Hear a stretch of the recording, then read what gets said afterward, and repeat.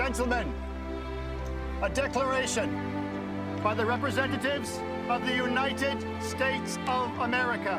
When, in the course of human events, it becomes necessary for one people to dissolve the political bonds which have connected them with another, we hold these truths to be self-evident, that all men are created equal, that they are endowed by their Creator with certain unalienable rights, that among these are life, liberty, and the pursuit of happiness. That to secure these rights, governments are instituted among men. And that all political connection between them and the state of Great Britain is and ought to be totally dissolved. And for the support of this declaration, It's one of the great ironies of American history. on the protection The man who led the revolution nearly lost his life fighting for that same British Empire 20 years before. fortunes and our sacred honor. On the eve of battle, George Washington couldn't help but recollect that earlier war. Protection of divine providence. I did not let the anniversary of this month pass without a grateful remembrance of the escape we had at the meadows.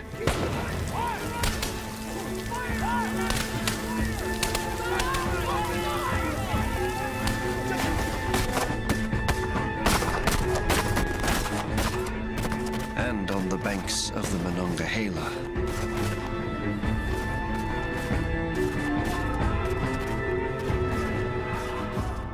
That was the war that made him the leader he was. The French and Indian War. But the day it all began, there was nothing heroic about the father of his country.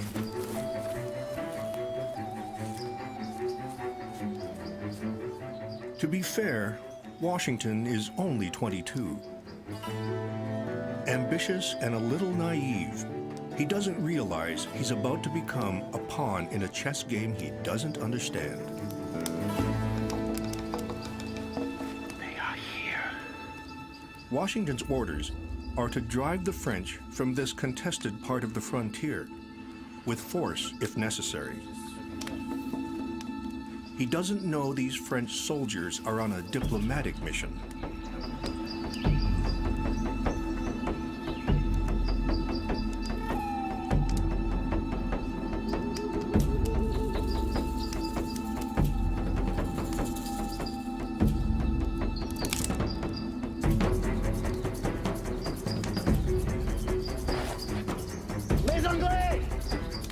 The eager young major doesn't take the time to find out what the French are after. fire!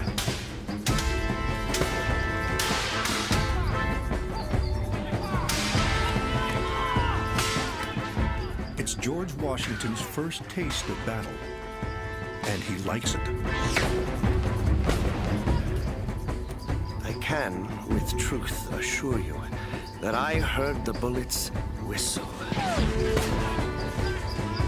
Believe me, there was something charming in the sound. Ne tirez pas! Ne tirez pas! Arrêtez!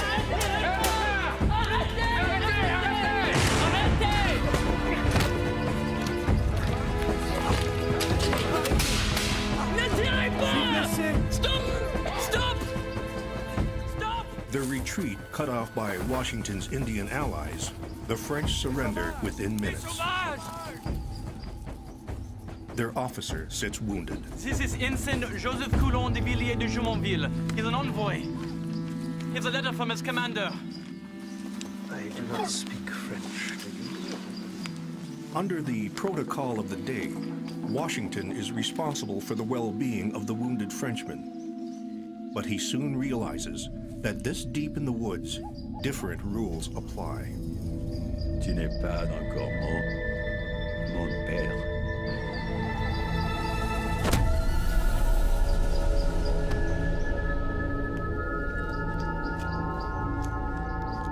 It turns out this Indian leader, known as the Half-King, has his own agenda. Within minutes, the Half-King's warriors plunder the French camp, scalping the dead and wounded before they leave. The massacre is not an outcome Washington expected, nor could he have foreseen the consequences. This incident will trigger an all-out war for North America that soon spreads around the world. We call it the French and Indian War. This is the story of a war that helped create a new nation no one could ever have predicted.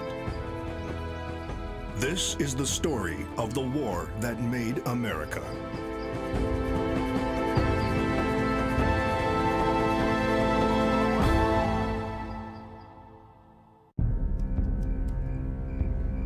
To understand how young George Washington could set such momentous events into motion, we have to go back in time, before he blundered into battle, and see how the stage had already been set for war.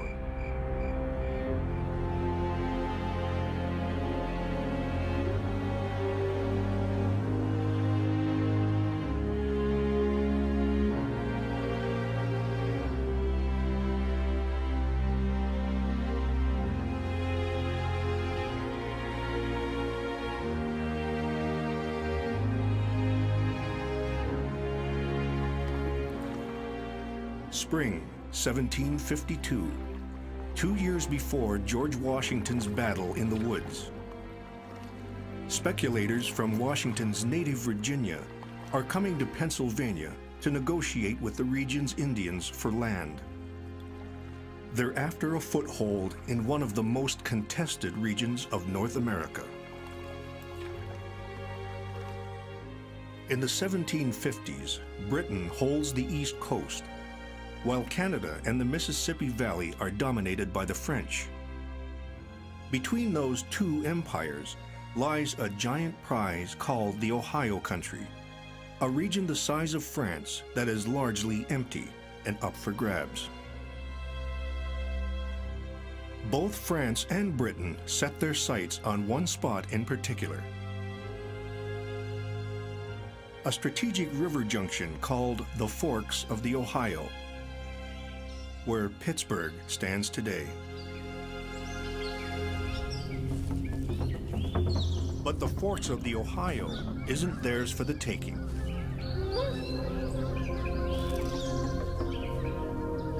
The native people consider this their land and not something that can be traded or sold.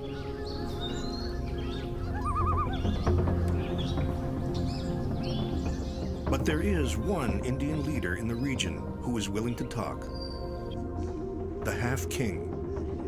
The same man who will play such an important role in George Washington's life 2 years later. Eswahe.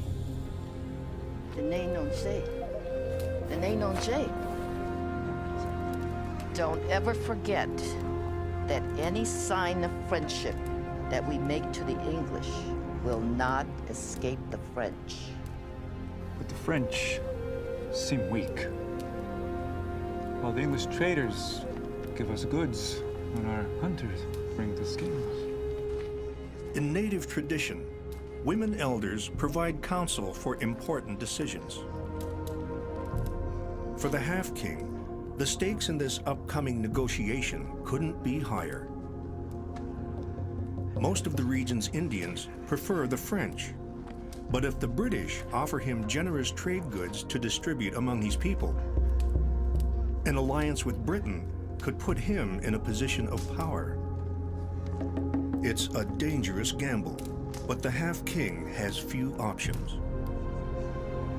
His people are refugees who have been driven out of their homelands in the East by tribal wars and European settlers. Diseases have devastated their numbers.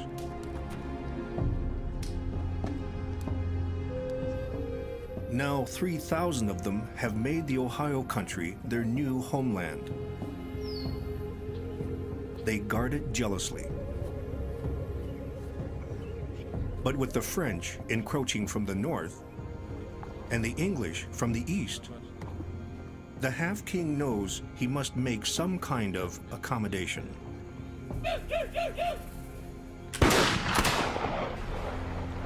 Why are they firing? Nothing to fear. It's their way of welcome. It's when they fire their guns at the end of the parley that you need to worry.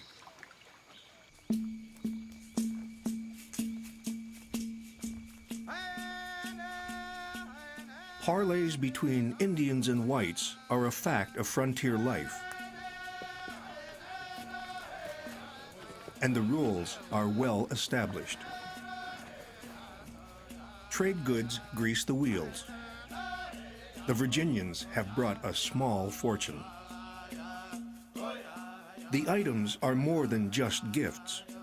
Native people rely on European goods for their survival.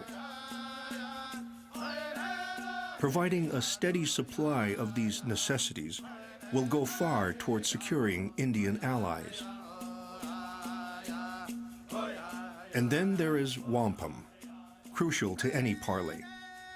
Intricately woven belts and strings, encoded with messages of war, peace, and friendship. Until there is a ceremonial passing of the wampum, no negotiation would be complete. When it came to winning favor with the Ohio Valley Indians, the British had some catching up to do. Years of land swindles had left native peoples suspicious of British motives. The French, on the other hand, had traded with the Indian nations and fought beside Indian warriors for more than a century. So for the visiting Virginians, this parley was more than just closing a land deal. It was about winning these people over.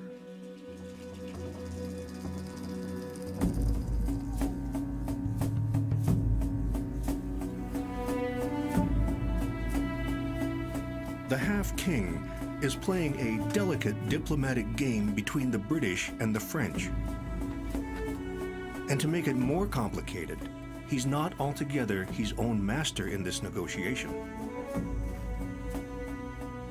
The half-king and his people are one of many Indian groups, and they are far from the most powerful. The dominant force in the Northeast is the Iroquois League, a coalition of 6 nations spread across northern New York. The Iroquois claim sovereignty over the Ohio country and all the Indians who live there. Technically, they haven't authorized the half-king to make an agreement with the British. So if he goes ahead and does it anyway, he'll be asserting his independence from the Iroquois League.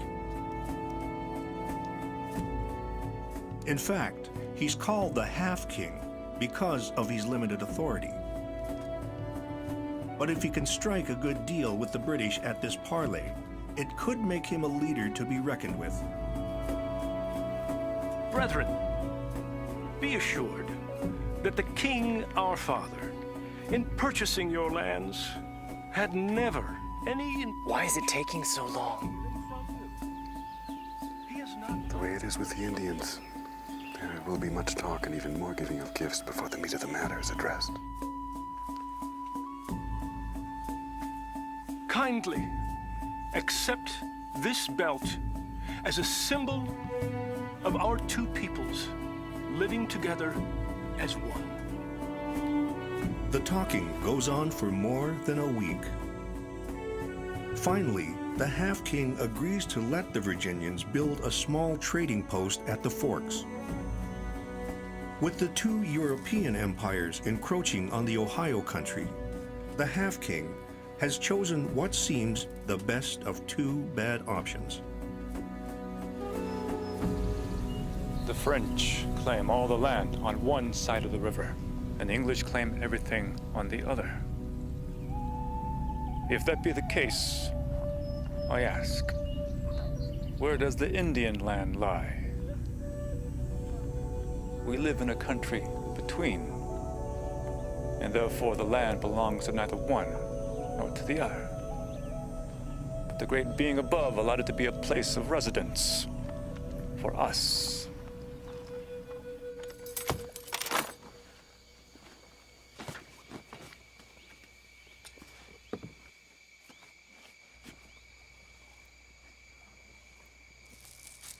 Philip,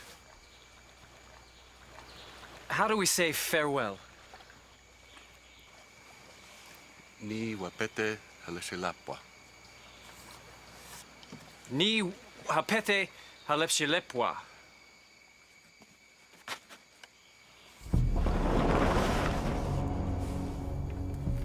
So the Virginians leave the parley, having secured the half-king's support.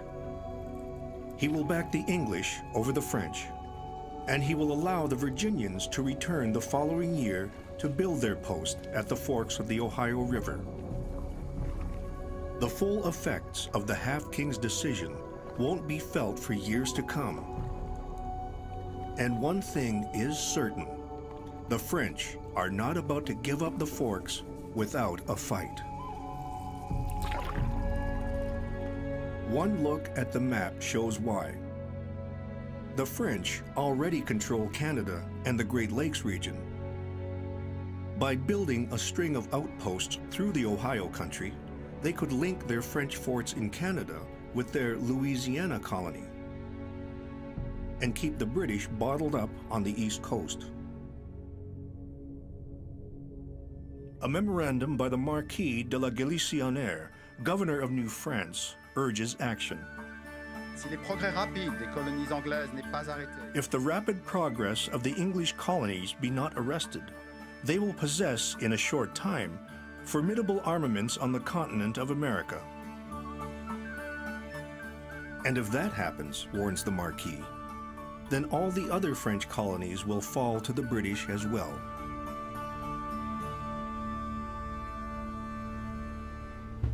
La Galissonière was a visionary. He saw that the struggle for North America had global implications. If the French lost, France would be weakened in Europe as well. For Britain, the stakes were just as high. If it allowed France to dominate the Ohio country, the British colonies could never expand westward.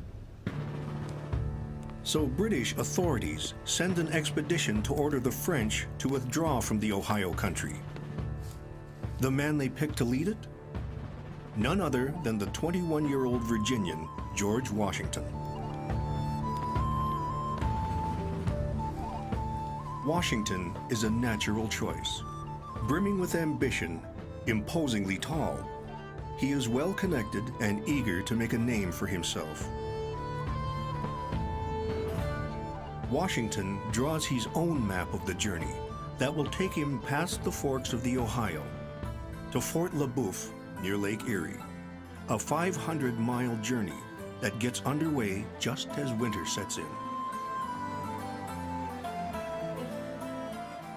Along the route, Washington comes to a French base.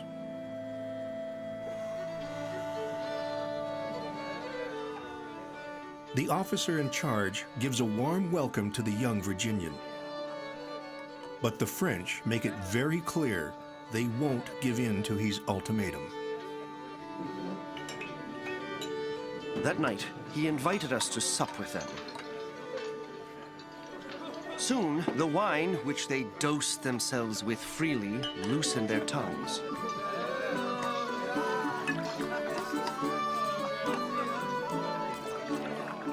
With utmost charm, the officer lets you know the sentiment among the French in the region. They told us that it was their absolute design to take possession of the Ohio, and by God, they would do it. For, though the English could raise 2 men to their 1, they knew our actions were too slow to prevent any undertaking of theirs. Brushed off by the French, Washington starts back to Virginia in December 1753.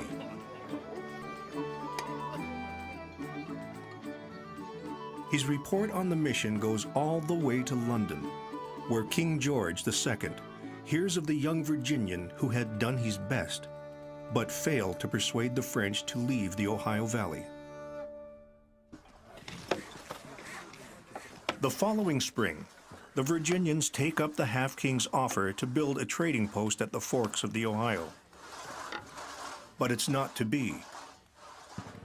Almost immediately, French troops forced the Virginians to surrender the forks and abandon their unfinished building. The Half-King is furious. By taking the forks, the French have humiliated him, and the inability of the English to fight back makes him look like he's backed the losing side. He calculates how to get even. It's the young George Washington who unwittingly offers him that chance. That's how Washington came to ambush the French, his first taste of battle. That same spring of 1754, Washington is on his way back to the Forks with orders to help the Virginians finish their trading post. When he learns he is too late, he makes plans to confront the French and take the Forks back. The Half-King agrees to be his ally. But Washington doesn't realize that the Indian leader has a complicated agenda of his own. If the Half-King orchestrates a confrontation between the British and the French, it will strengthen his own hand in the region.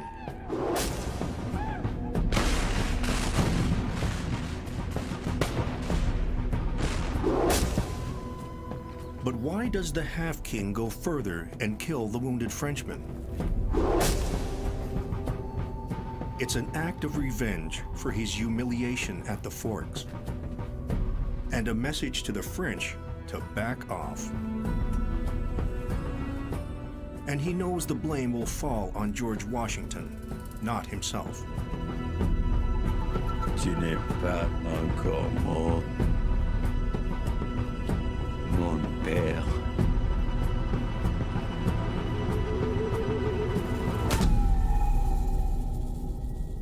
You are not dead yet, my father, says the Half-King.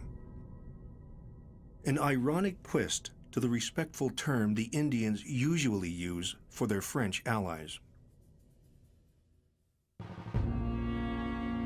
Washington's skirmish alone probably would not have triggered a larger war. But the cold-blooded murder of their wounded officer, the French couldn't possibly let that go without a response. Within weeks, the brother of the slain Ensign Jumonville sets off in pursuit.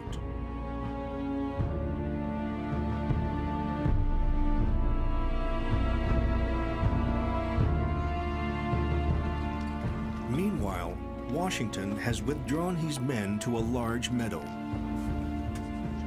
They build a crude stockade that the Virginians wryly name Fort Necessity.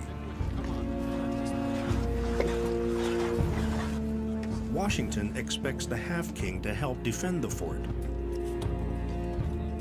But the Indian leader has lost confidence in the young major. This Washington, he is a good-natured man, but he has no experience.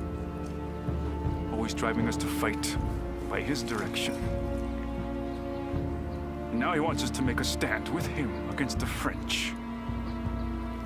And that little thing upon the meadow. Washington's only Indian ally leaves. We have no choice. We will make our stand here. The French have no such problems with their native allies. They arrive accompanied by 100 Shawnee, Mingo, and Delaware warriors. About 9 o'clock on the 3rd of July, the enemy advanced with shouts and dismal Indian yells. Washington intends to fight face-to-face in the field, European style. But the French and their Indian allies don't cooperate. They then, from every little rising tree, bush, stump, and stone, kept up a golden, constant fire, which we returned as best we could. Till late in the afternoon, when there fell the most tremendous rain that can be conceived.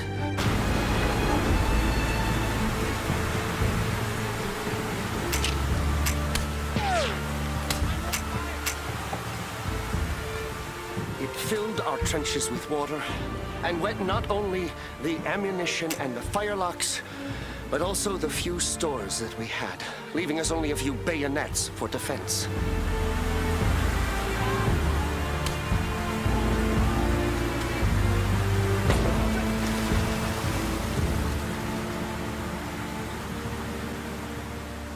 By nightfall, the situation is hopeless.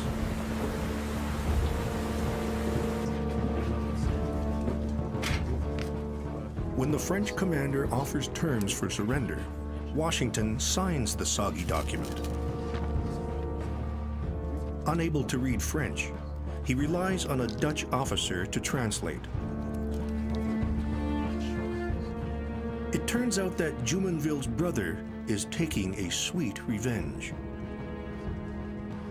Washington doesn't learn until later that the document includes a confession to the assassination of Ensign Jumonville.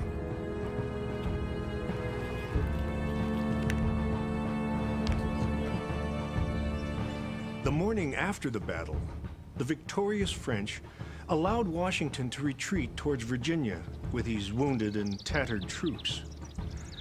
Word of his defeat spread quickly.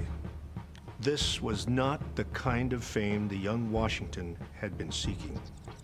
The date, oddly enough, was the 4th of July, 1754.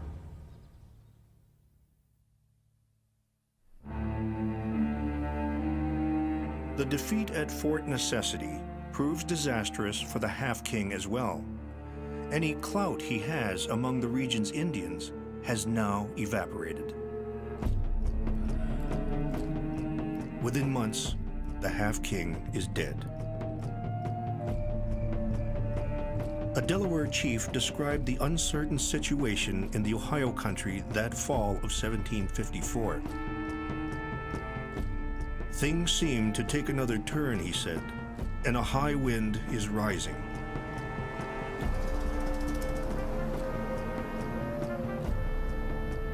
As war clouds gather, the powerful Iroquois League ponders its strategy.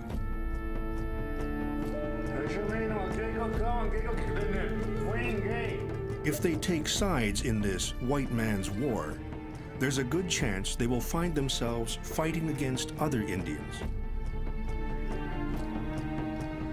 But if they remain neutral, there's also the chance either France or Britain will take possession of the Ohio country.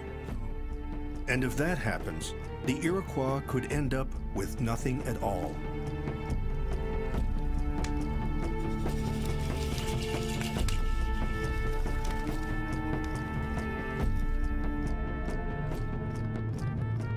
For more than 100 years, the native people of the Northeast have deftly played Britain and France against each other.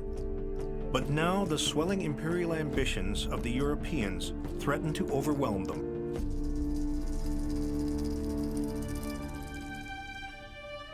Across the Atlantic, in the Palace of Versailles, Louis XV and his ministers spend the winter of 1755 preparing to defend their North American interests.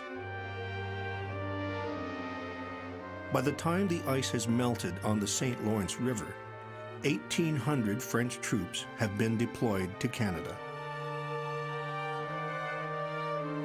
King George II and his ministers in Whitehall move even faster. 1,000 redcoats sail to Virginia in early spring of 1755.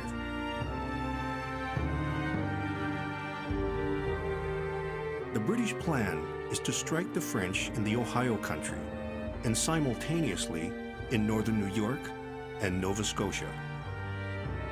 A three-pronged attack that will drive the French back into Canada. War is now inevitable. First, the troops I have the honor to command will take Fort Duquesne and thereby remove the French from the forks of the Ohio. Second, it's an audacious strategy, in keeping with the commander-in-chief sent by London to carry it out. General Edward Braddock, a politically connected career officer with little battlefield experience. Once we have secured this important post, we shall proceed to Niagara, if the season will permit. And I suppose it will, for this Duquesne can hardly detain me above 3 or 4 days. Fort Duquesne, Braddock's first objective, is held by the French and their Indian allies. It stands guard at the crucial forks, controlling all traffic through the Ohio country. To assault it is an ambitious plan.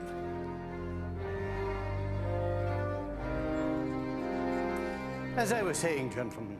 But before he even begins, the general runs into political problems. In North America.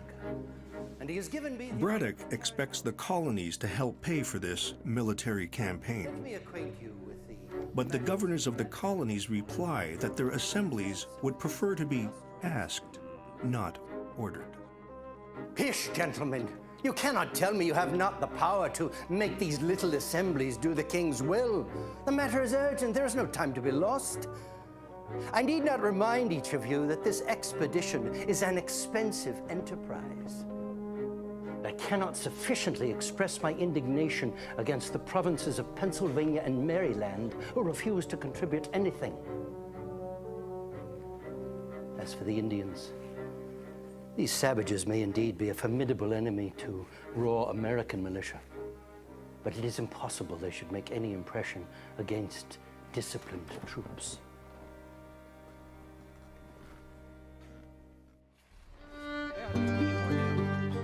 Braddock's march against Fort Duquesne gets off to a slow start that spring of 1755. The army waits at Fort Cumberland, Maryland. As in every army of the time, female camp followers are a semi-official part of the force. Close to 200 women serve as laundresses, cooks, and nurses. This washing is endless.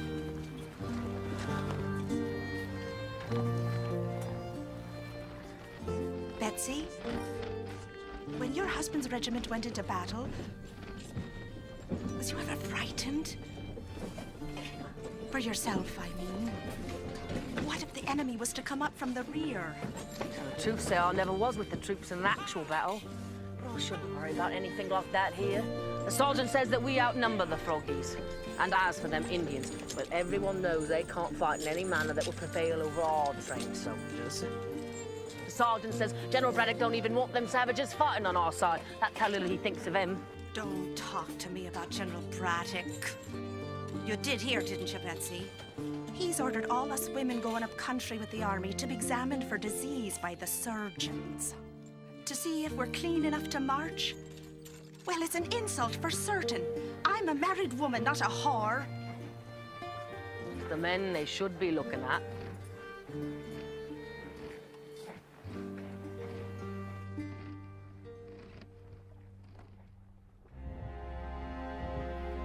I have to say, this time I hope you'll be suitably impressed. General Braddock names George Washington one of his chief aides. Though it's not an official British commission, Washington jumps at the opportunity to serve alongside the highest-ranking British officer on the continent. The men are looking very good indeed. Yes, sir. The general orders daily parade ground exercises to keep discipline sharp. Charge your bayonets! Rest your bayonets!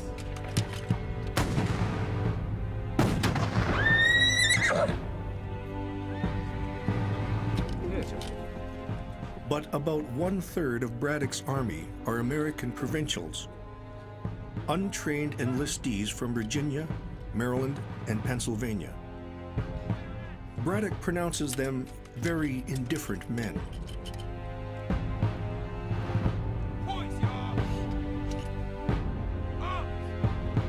It isn't only the drilling that's unfamiliar to the Americans. Severe punishments for even small infractions provide a closer look into the army under King George than many Americans have seen before.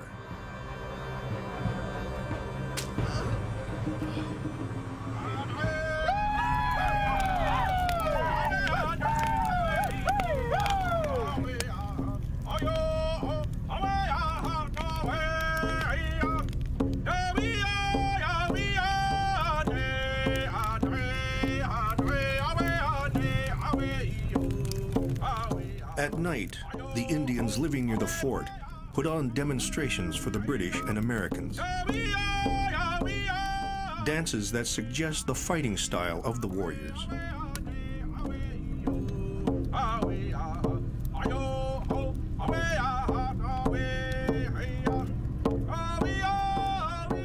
The soldiers now know what the famous Indian war whoop actually sounds like.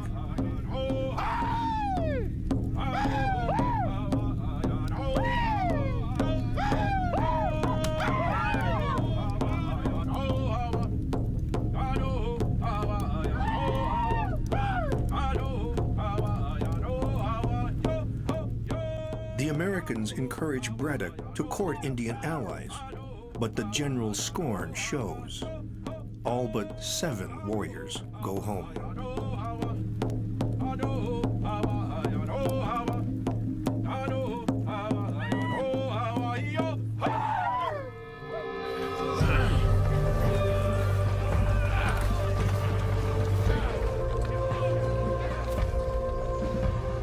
In June of 1755, Braddock's march to the Ohio country finally gets underway. A long, thin column of wagons, artillery, horses, and camp followers, 4 miles long.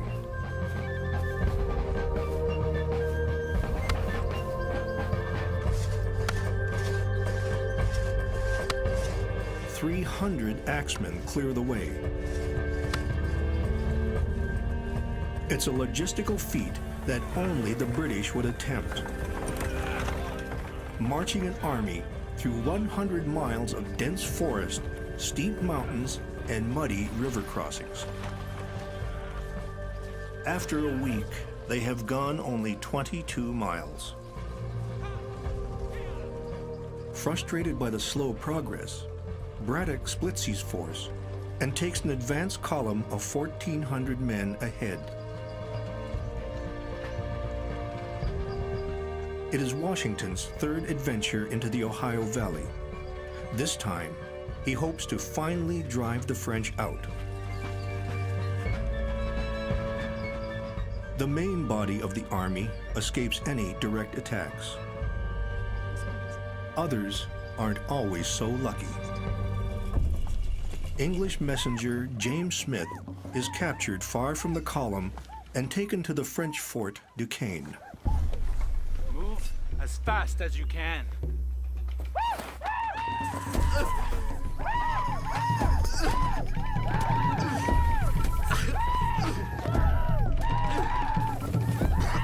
Running the gauntlet is customary for all Indian captives. Smith is turned over to the French. He'll wait to see whether the English will ever arrive at the fort.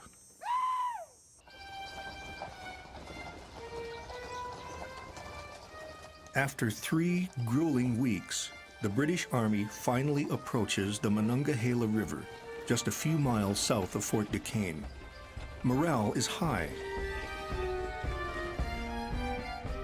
General Braddock has led his army nearly 100 miles. His engineers built log roads to cross the swamps. A company of sailors rigged block and tackle to hoist the heavy cannon over the hills. The worst is behind them.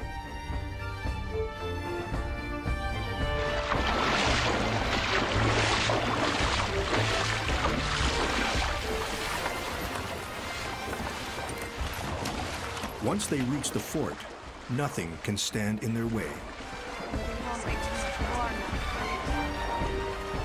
It is my hope that this evening we will be drinking a toast at Fort Duquesne.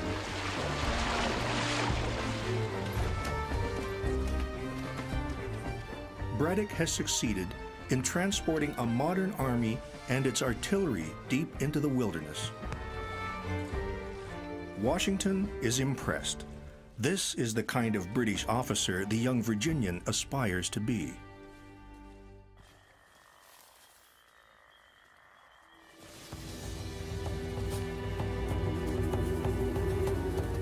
Indian scouts working with the French keep a close watch on the approaching army.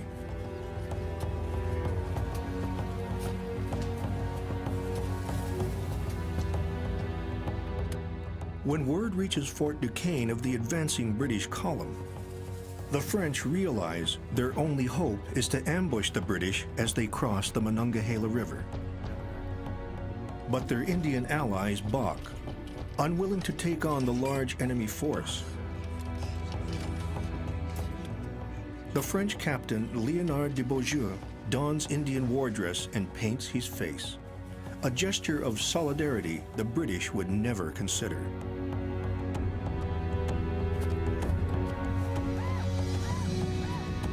The Indians agree to join the fight.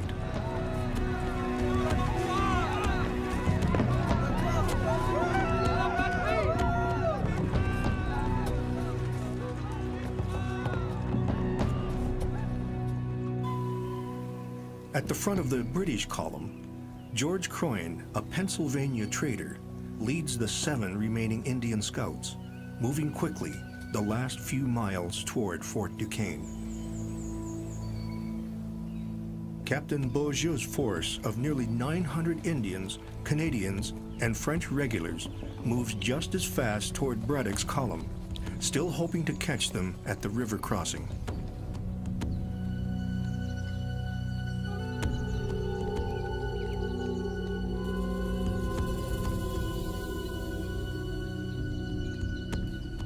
It's impossible to say who is more surprised when they encounter each other deep in the woods.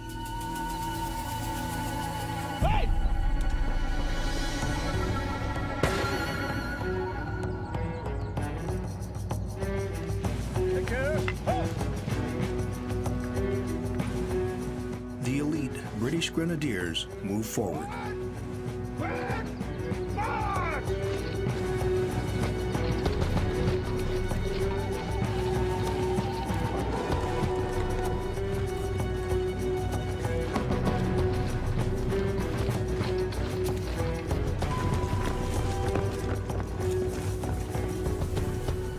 Beaujeu leads the warriors and Canadians into the woods. He'll fight the battle the Indian way.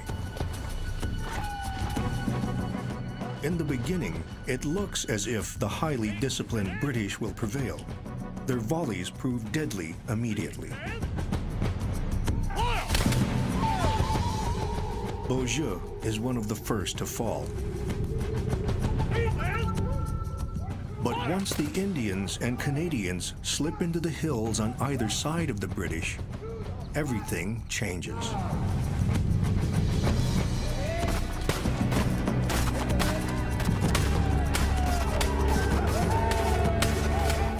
Washington and the other officers struggle to keep their men in formation.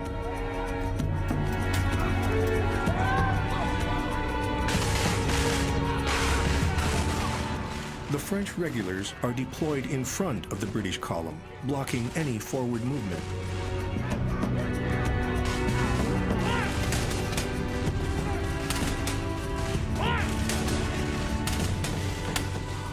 While the Indians and Canadians snipe at them from both sides. The British start to fall back, but on the narrow forest road, they collide with the troops behind them. Chaos ensues.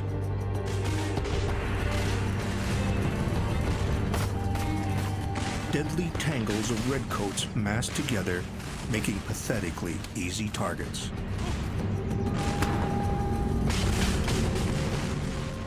The artillery proves useless in the dense woods.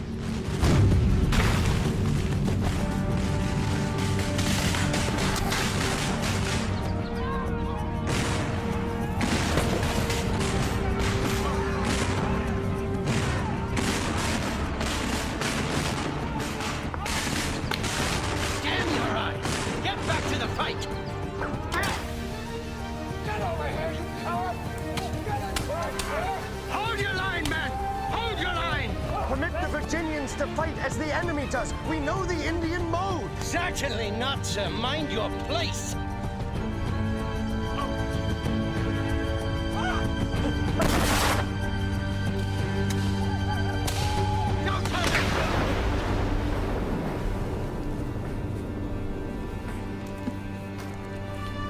The general's been hit!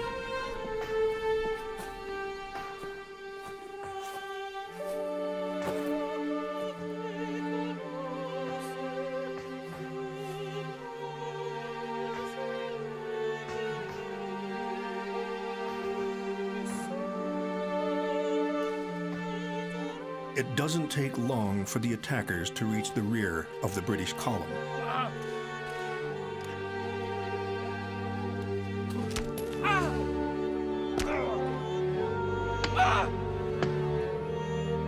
It is said that of the 54 women who marched with Braddock's army that day, only 4 returned. No! No! Some of the missing would turn up in Canada, ransomed from the Indians by the French.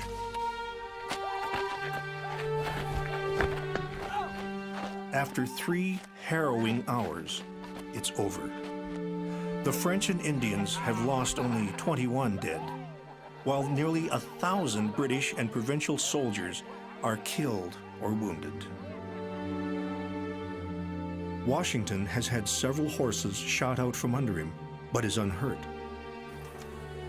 What's left of Braddock's army makes a desperate retreat.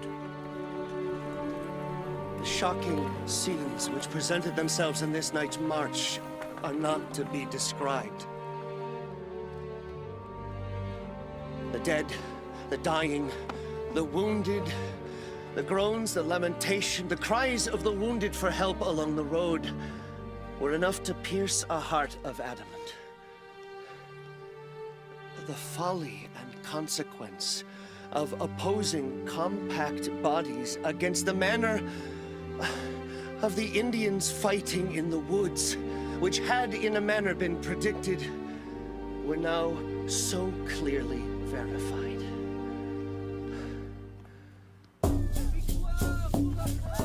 Word of the great Indian and French victory reaches Fort Duquesne by the end of the day. British prisoner James Smith reported the moment of the warriors' return. At sundown, I beheld a small party coming in with about a dozen prisoners. I stood on the fort wall until I beheld them begin to burn one of these men. They had him tied to a stake and kept touching him with firebrands.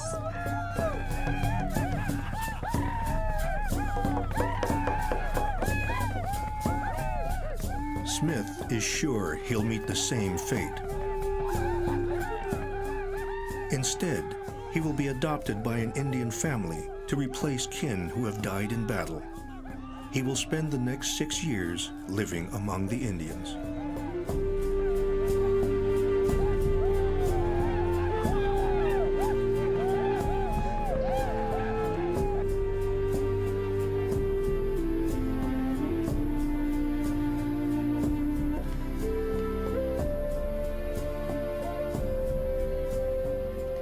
The French know they owe this victory to their native allies. The Indians gather the honors of battle to bring home evidence of their great feat.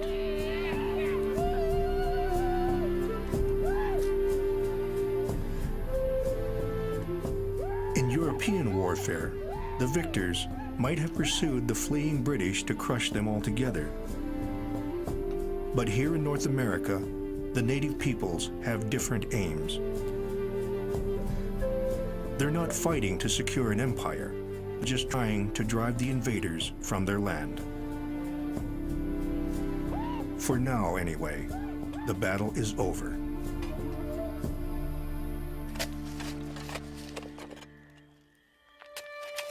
Five days into the retreat, General Braddock dies of his wounds.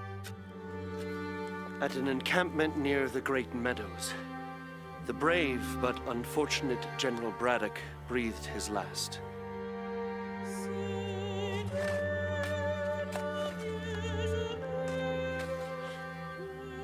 He was interred with the honor of war, and it was left to me to see that performed.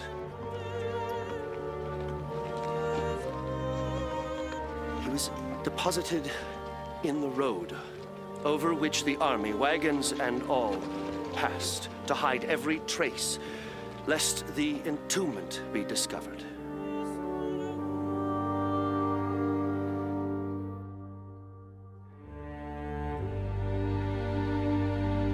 George Washington would admire Braddock's battlefield bravery for the rest of his life. The general's brass-barreled pistol and bloodied sash would hold a place of honor at Mount Vernon.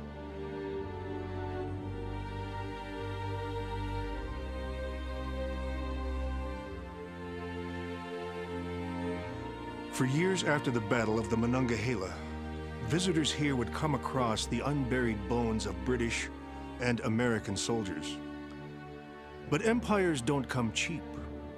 Both Britain and France would pay dearly in blood to win a prize as huge as North America. This was just the beginning. Neither side had any idea how costly this war would be, or how many battles there were still to lose. Britain has a new general. He's an influential Irish merchant with no military experience. But William Johnson has other qualifications: a strong grasp of native culture and politics, and a close friendship with the Mohawk chief, Teanagouin. At first, the two seem unlikely allies, but both are mavericks, unafraid to venture into the other's culture.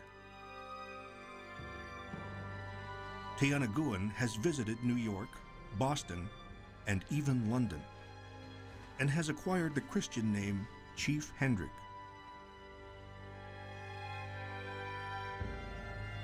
Johnson hopes Hendrick will help with an ambitious expedition he is planning.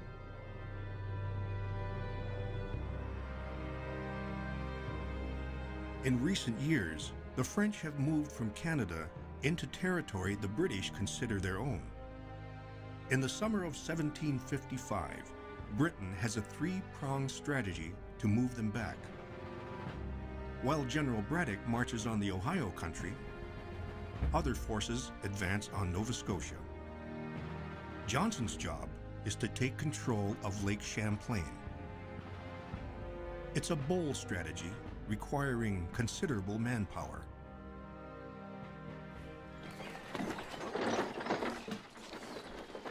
Before he met with disaster, Braddock had 2,200 British troops under his command. Johnson's army has none. Instead, he'll need Indians. So Johnson invites representatives of the Iroquois Six Nations to a council fire at his home.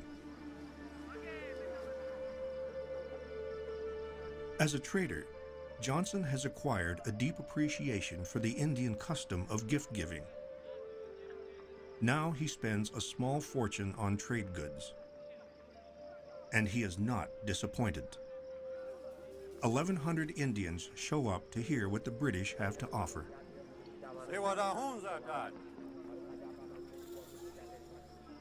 Through interpreters, Johnson tries to convince the delegates that the British are there for the Indians' own good. Brethren, the King of England has sent to this continent with a large number of armed men, great guns, and implements of war, to protect you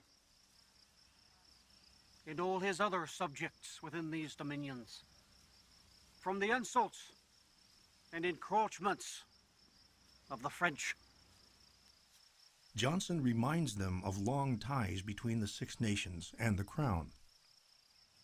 These books testify that it is now 100 years since your forefathers and ours became known to each other. This covenant chain of love and friendship is the dread and envy of all your enemies and ours. The Iroquois have long made it their policy to remain neutral. Johnson must persuade them to join his side. By keeping it bright and unbroken, we have never spilt in anger one drop of each other's blood. Johnson has prepared wampum, woven belts and strings that convey messages of war and friendship. I give you this belt of wampum as a testament.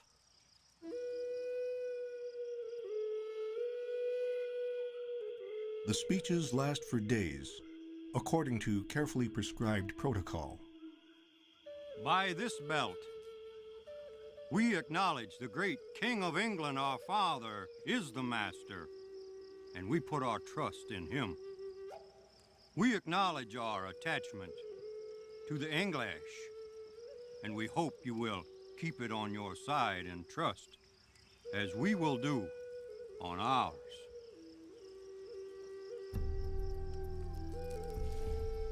Go with me. My war kettle is on the fire. My canoe is ready to put in the water. My gun is loaded, my sword by my side.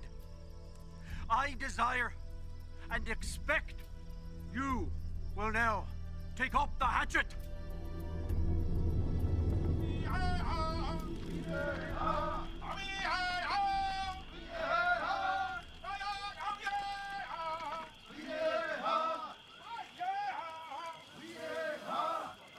Johnson's more than just a diplomat. He has chosen to make his home among the Indians. Chief Big Business, as the Indians call him, would later marry an Indian woman and have several children of mixed race. Now he tries to capitalize on his long-standing friendship with Hendrik.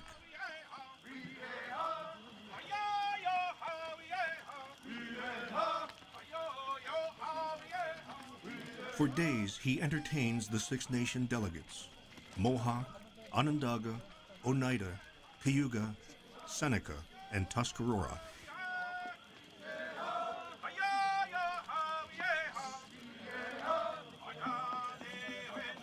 But what weighs on the minds of the delegates is the prospect of shedding Indian blood to fight for a white man's war.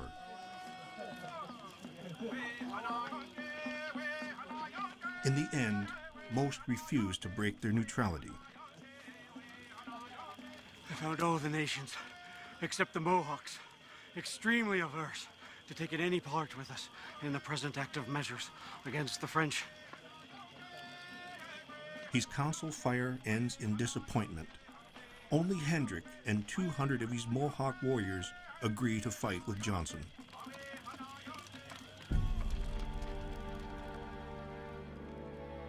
Undermanned and behind schedule, Johnson leads his force to an encampment near the base of the lake the French call Saint-Sacrement, which Johnson renames Lake George in honor of the English king. From here, Johnson will cross over into Lake Champlain, where he plans to attack a strategic fort on the watery highway between New York and Canada.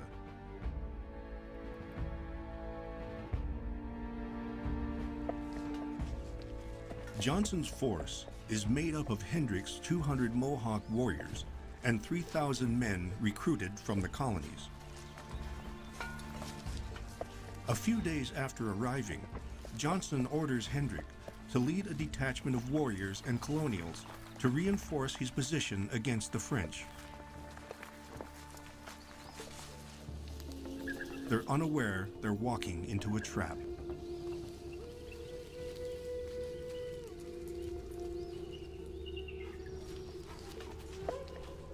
Canadian Mohawk, allied with the French, don't want to shed the blood of their fellow Mohawk from New York.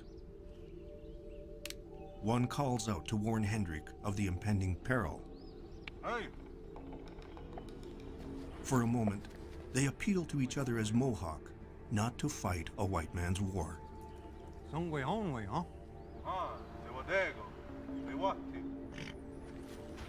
But the warning comes too late.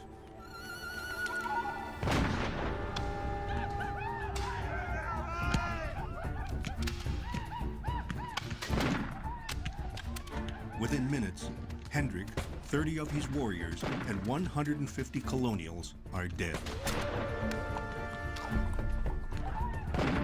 The battle becomes known as the Bloody Morning Scout.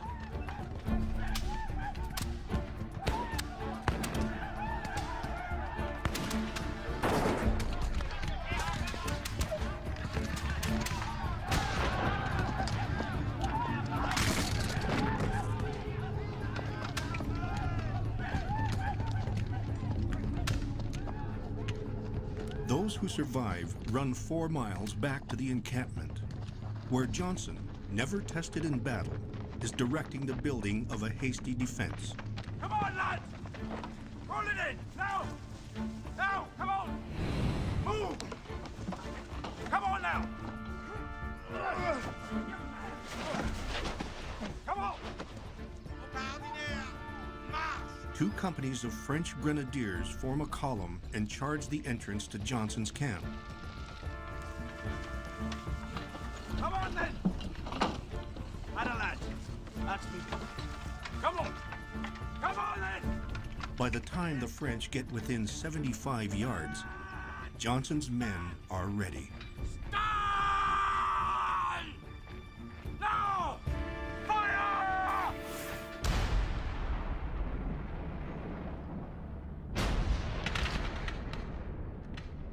The fighting continues throughout the day. The Battle of Lake George proves costly to both sides.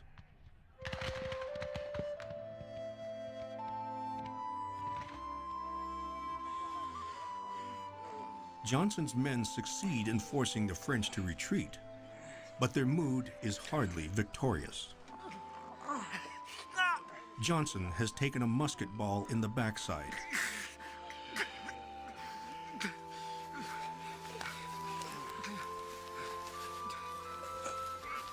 The Mohawk return home to mourn their dead.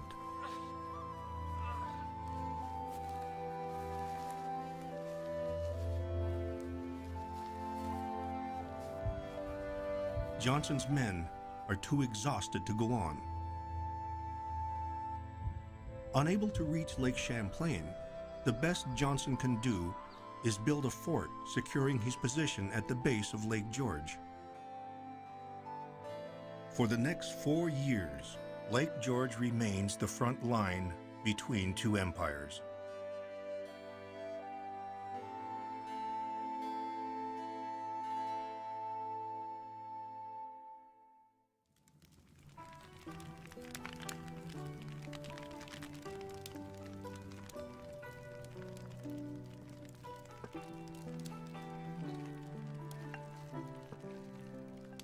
The 1750s are a dangerous time to be in the Pennsylvania backcountry for settlers and Indians.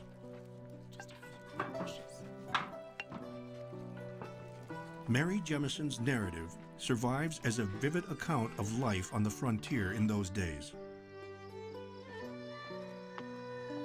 Our family, as usual, was busily employed about their common business. Father was shaving an axe helve at the side of the house. My 2 oldest brothers were at work near the barn. A man that lived in our neighborhood took our horse to go to his house after a bag of grain. Mother was making preparations for breakfast with the little ones and myself.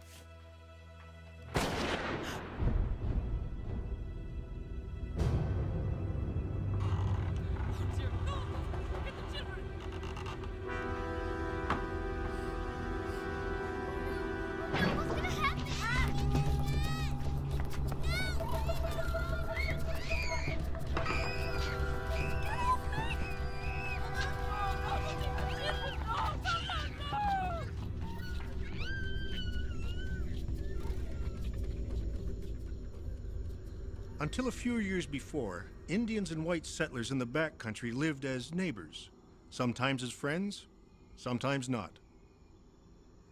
Now they were enemies. The war between the British and the French presented an opportunity for Indians to pursue their own agenda, to drive white settlers from lands they considered their own. So they attacked homesteads and took captives to frighten settlers into leaving.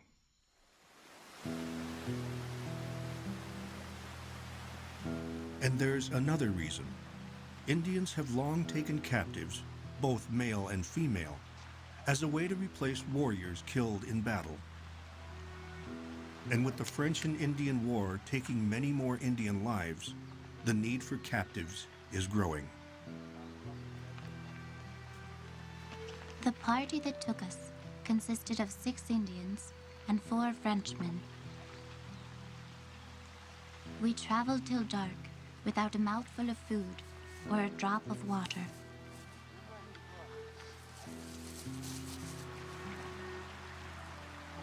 Towards evening, we stopped to encamp for the night. As soon as I had finished my supper, an Indian took off my shoes and stockings and put a pair of moccasins on my feet, which my mother observed. I can remember her words. My dear little Mary, I fear that the time has arrived when we must be parted forever. Your life, my child, I think will be spared, but we shall be tomahawked in this lonesome place. Be careful, and do not forget your English tongue.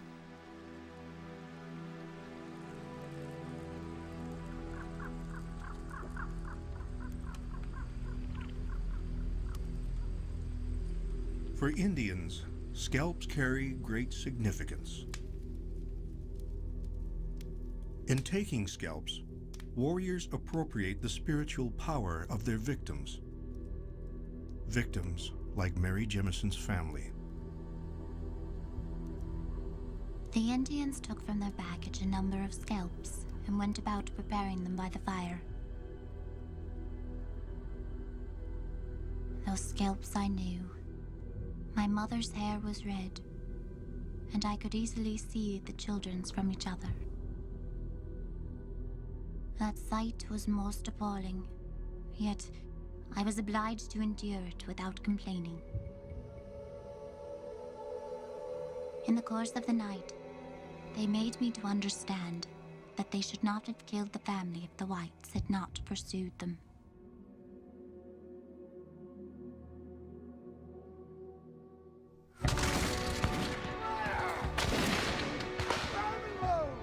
While the advance on Lake George ended in stalemate, Braddock's forces had met with disaster. When they retreated, the British frontier was left undefended from North Carolina to New York.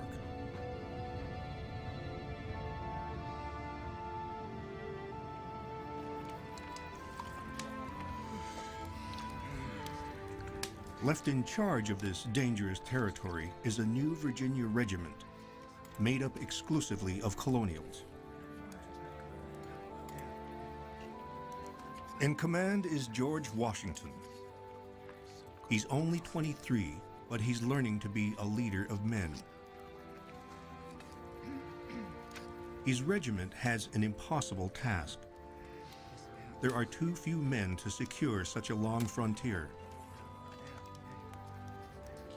Washington complains to Virginia's governor that his men are not getting the support they deserve.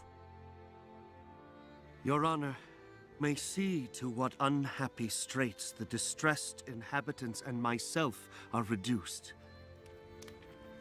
The melancholy situation of the people, the little prospect of assistance, the gross and scandalous abuse cast upon the officers in general, which is reflecting upon me in particular. Washington intends to train his men until they perform as well as British regulars, and he hopes one day to be rewarded with a royal commission. Yet he worries that this may never happen. The distant prospect, if any, of gaining honor and reputation in the service causes me to lament the hour that gave me a commission, and would induce me, at any other time than this of imminent danger, to resign, without one hesitating moment. From this command, I can never expect to reap either honor or benefit.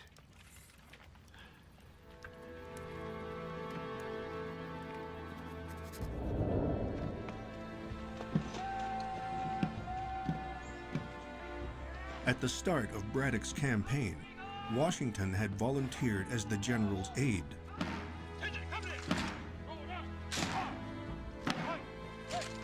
At the side of a master, he had glimpsed the art of strict military discipline. Discipline is the soul of an army. It makes small numbers formidable, procures success to the weak and esteem to all. It's discipline, Washington believes, that will turn his Virginia regiment into an elite fighting force. His men are a mix of immigrants and vagrants. Insubordination and desertion are rampant.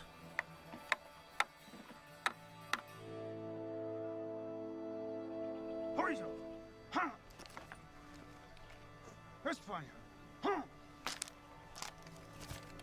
Fire! Hands! Pixel! Hands! Washington takes two deserters and decides to send a message to his troops by making their punishment a public spectacle.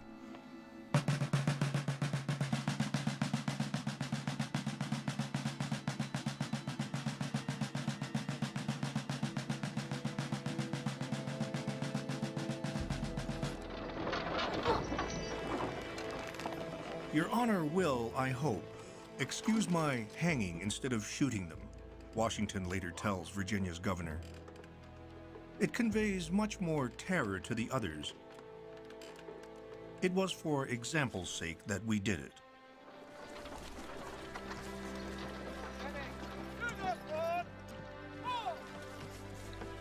Washington was taking the discipline of the British Army as his model. He wanted to make his colonial soldiers as professional as redcoats, the best soldiers of his day.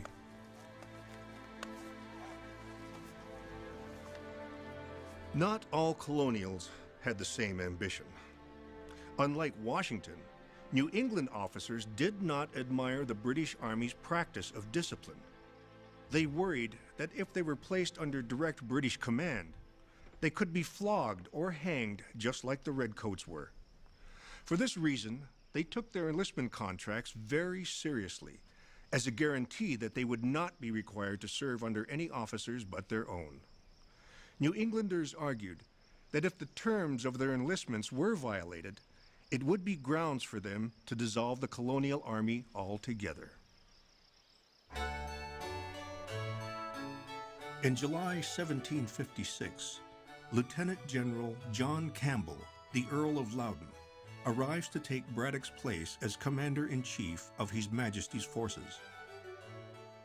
Like Braddock, he expects colonial soldiers to serve under his command. He's in for a rude awakening. At his headquarters in Albany, Loudoun is kept waiting, a new experience for his lordship. Where is he?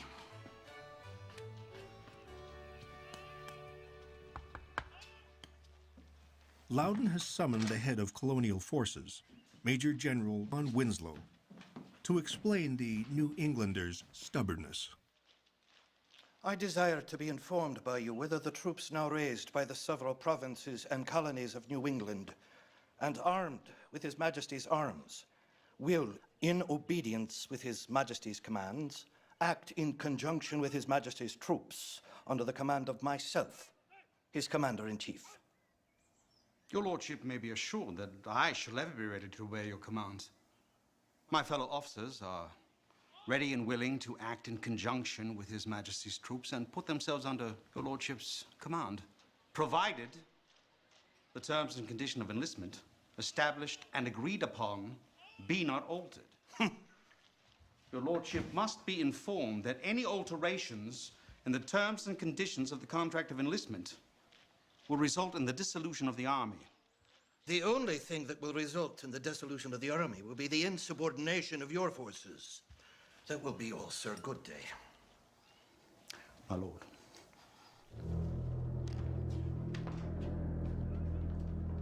Loudon senses something larger is going on in America.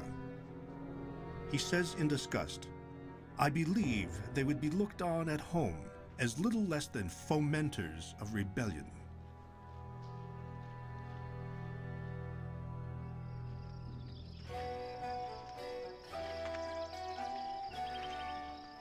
The French also have a new general, Louis-Joseph, the Marquis de Montcalm. He too is having problems with the forces who are supposed to be fighting with him. Though he comes personally to court his allies, to Montcalm's European eye, the Indians look like barbarians. You would not believe it, but they carry to war, along with their tomahawk and gun, a mirror to daub their faces with various colors and arrange feathers on their heads and rings in their ears and noses.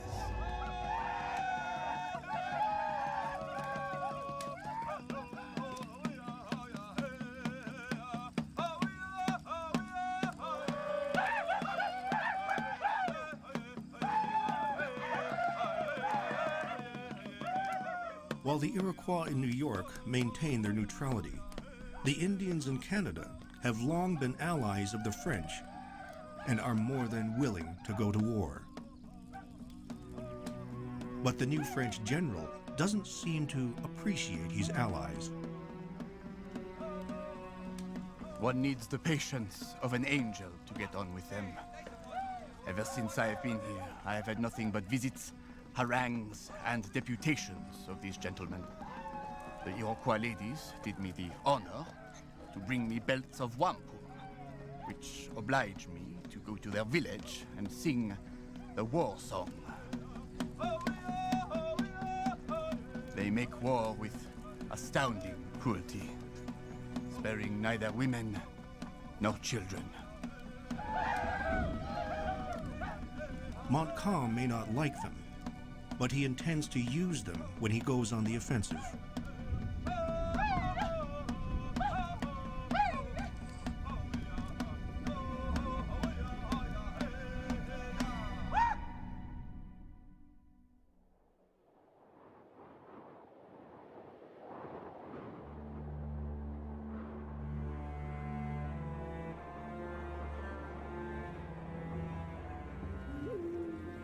Mary Jemison's journey reflects that of many captives.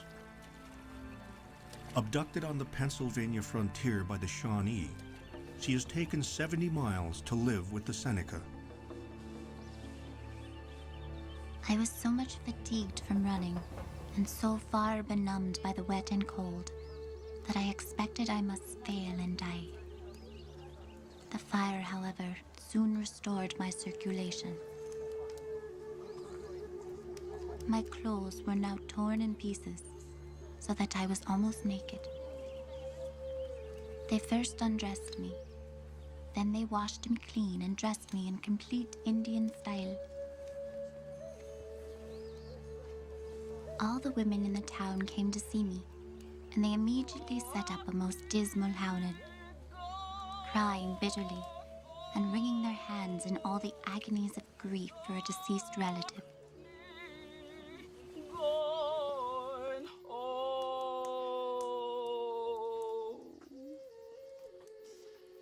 Our brother, he is dead. He's gone. He will never return. Indians take captives for many reasons. As a weapon against encroaching settlers, as ransom for guns or trade goods, but also for spiritual reasons, to replace warriors killed in battle. Dry up your tears. His spirit has seen our distress and sent us a helper, whom with pleasure we greet. Dikawamis has come, and gladly we welcome her. In the place of our brother, she stands in our tribe. I was made welcome amongst them as a sister. They called me Daikawamas, which means two voices falling.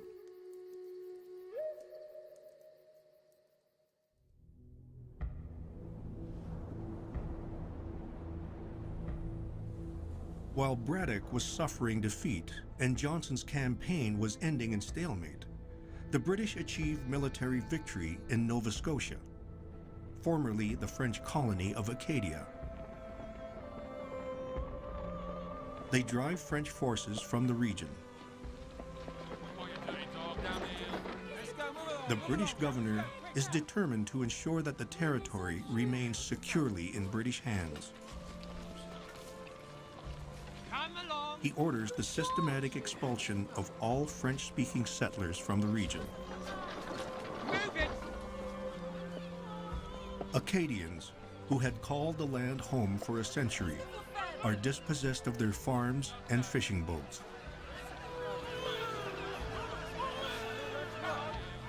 Whole villages are emptied, and families herded to the coast.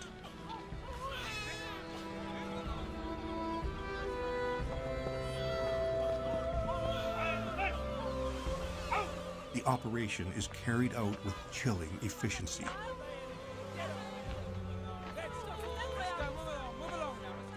Over the next 3 years, 10,000 of them are shipped to the British colonies.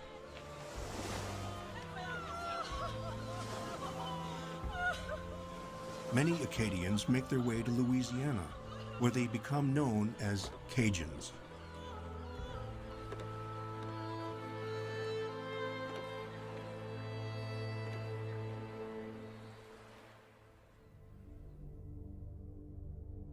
But the following year, Britain meets with disaster in the West when they attempt to drive the French from Fort Niagara.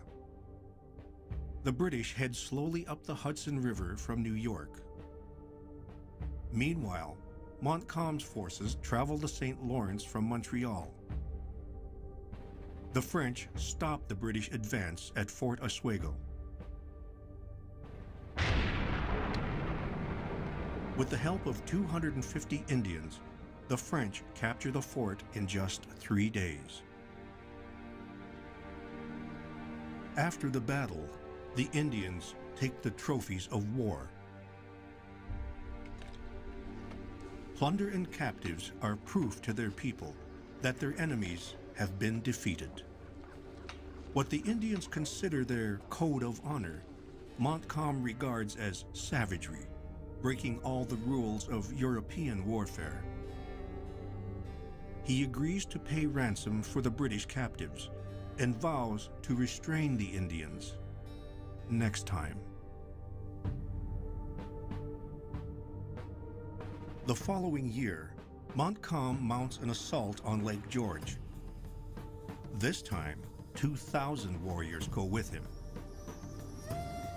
In August 1757, 150 Indian canoes accompany an armada of French bateaux gliding down the lake. It's a formidable force. Along with the Indians are nearly 6,000 French regulars and Canadian militiamen. They are surging by land and water toward Fort William Henry, the fort William Johnson built after the Battle of Lake George. During the night of August 2nd, lookouts at the fort spot 3 large bonfires several miles up the shoreline.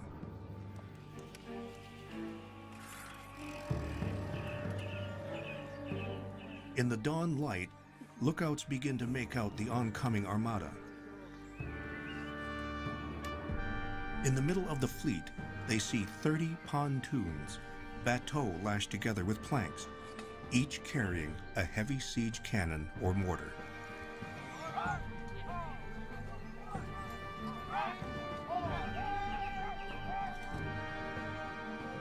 From the fort, the British realize Montcalm is setting up an encampment near the lakeshore. But they don't yet realize that an advance party, 3,000 strong, has already set up 2 more camps in the woods, close to the fort's provincial encampment and the fort itself. the British are surrounded.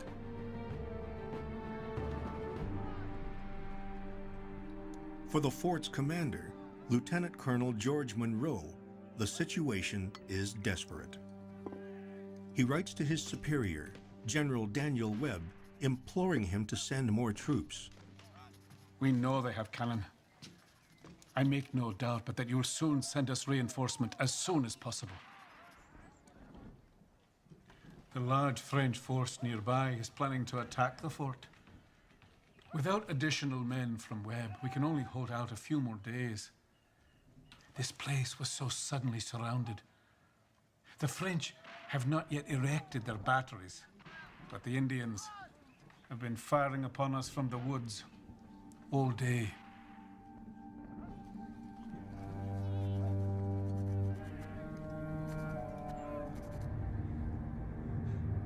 Monroe's letter is delivered by courier to General Webb, 16 miles down the road at Fort Edward.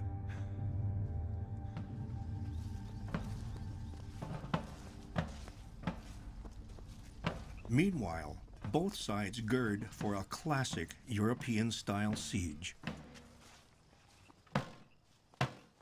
Under a French red flag of truce, Montcalm's aide-de-camp, Louis-Antoine de Bougainville, approaches Fort William Henry.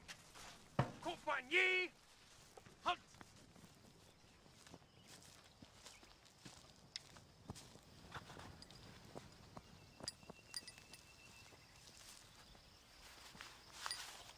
To your commanding officer, from General Montcalm.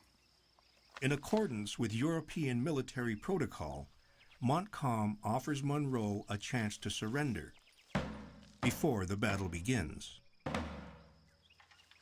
As leverage, he invokes the memory of the Indians' behavior at Fort Oswego. I owe it to humanity to summon you to surrender.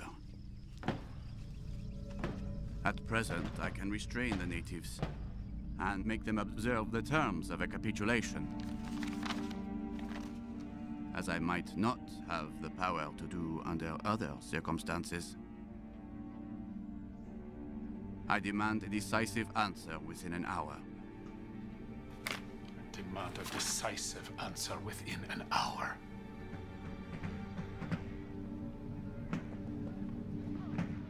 Still waiting for reinforcements from Webb, Monroe responds.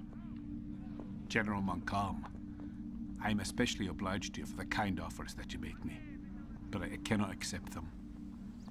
I am little afraid of barbarity.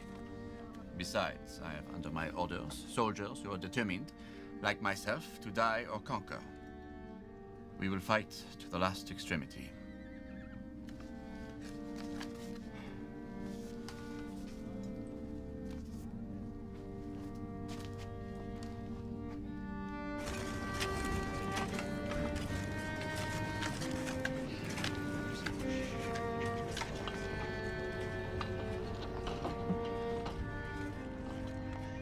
Montcalm needs to get his cannons into firing range.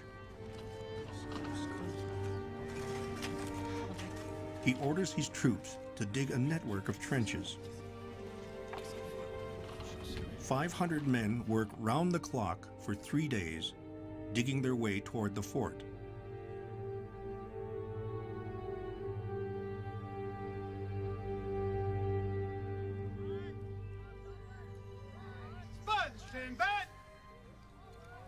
By daylight, Monroe's forces do what they can to disrupt the French efforts. Handle cartridge! Charge, cartridge! Ram, cartridge! Prime! Advance the piece! Ready!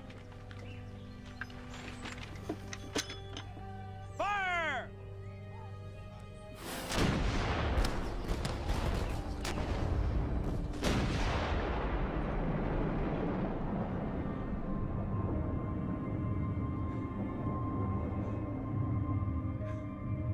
Monroe continues to expect news of reinforcements at any moment.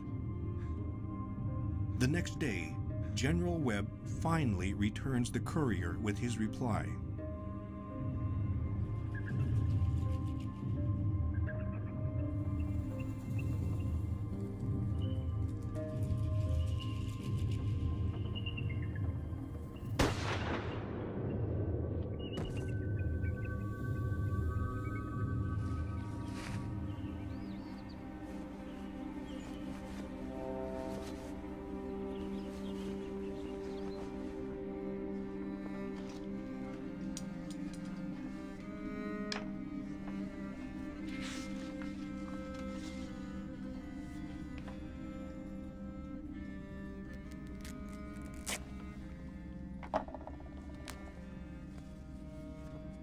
Care had been taken to hide Webb's letter, but its discovery gives the French the upper hand.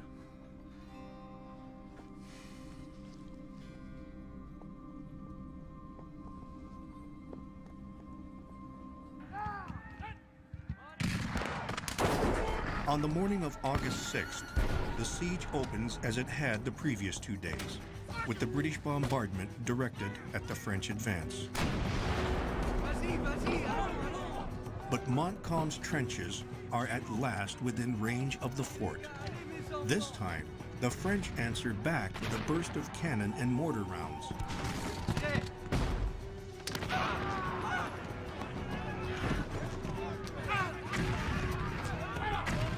From exposed positions just outside the fort walls, Indian snipers harass the British gunners.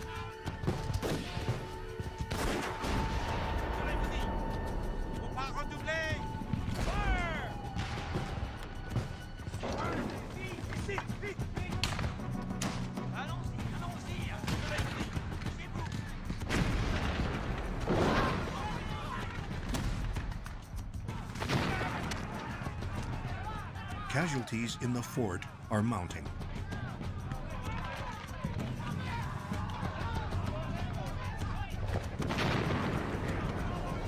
The French artillery proves devastating.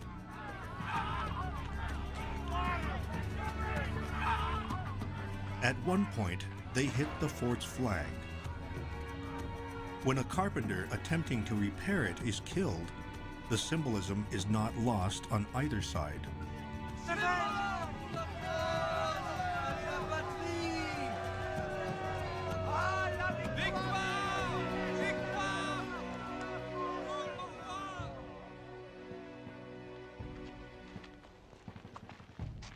Montcalm chooses this moment to suspend the bombardment. He again sends Bougainville forward to propose the British surrender.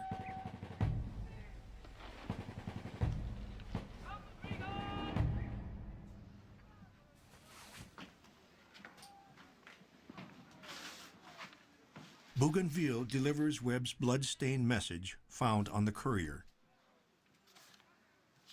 Only then does Monroe learn that Webb thought it not prudent to send reinforcements.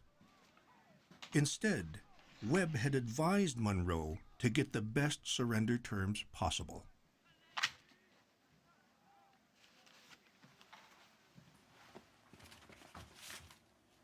From General Montcalm.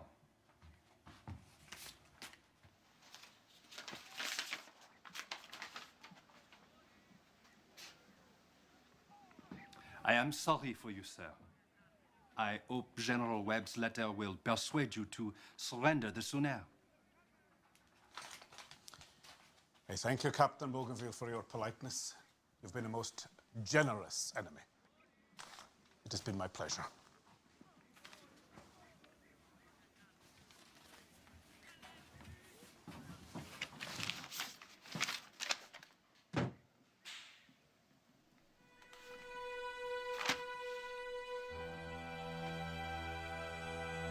Advance the peace!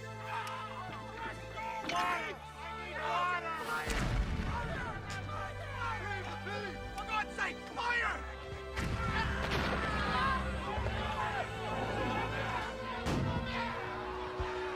According to the etiquette of siege warfare, Monroe can surrender with honor only after the fort's walls have been breached.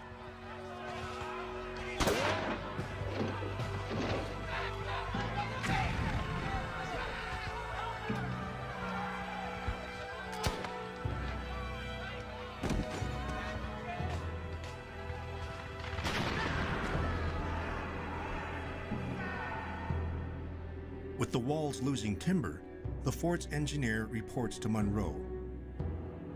The structure may not hold for long.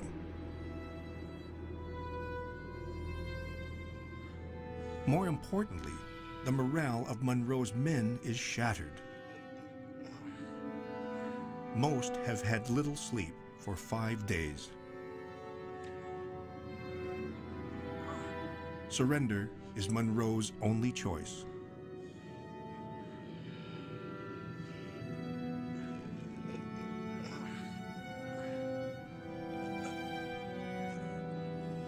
Montcalm designs the terms of surrender to avoid repeating the events at Fort Oswego the year before. To prevent the Indians from taking captives, the British will be granted safe passage from the fort. Provisions and supplies will go to Canada. The British may keep their personal effects. The Indians can take what's left. Montcalm gathered the war chiefs together. Then he told them he'd allow them none of the plunder or prisoners they expected. They listened politely, but they felt betrayed. Many had died fighting alongside their French allies, and they expected to return to their people with the honors of war. Then Montcalm further insults the Indian code of honor by sitting down to a banquet with the defeated, to which they are not invited. Gentlemen, a toast.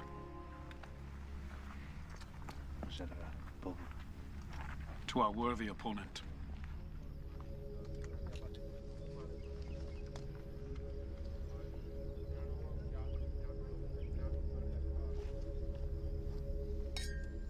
That afternoon, British officers entertained their French counterparts with an impressive spread of delicacies served with wine and beer.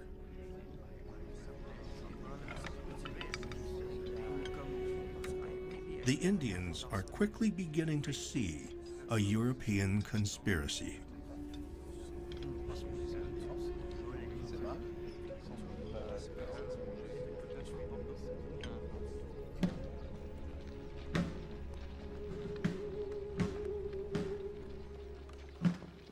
At dawn on August 10th, the British regulars begin to leave, escorted by French grenadiers.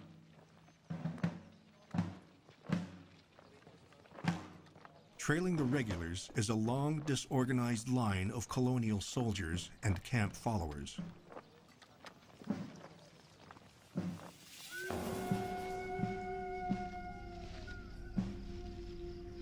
The Indians are not about to let what they felt they'd earned simply walk away.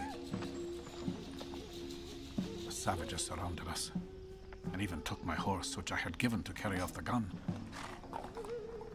The French advised giving up our effects, rather than dispute with the savages. Hold your weapons, gentlemen. Offer no resistance. Surrender all your effects. Surrender all your effects, gentlemen. Offer no resistance. Soldiers immediately delivered up everything to them. They took our hats and swords and began to strip us. This unexpected treatment, so contrary to the terms of the capitulation, struck so great a panic in the troops, who knew not where it would end. But soldiers in the front are spared the worst of what comes next.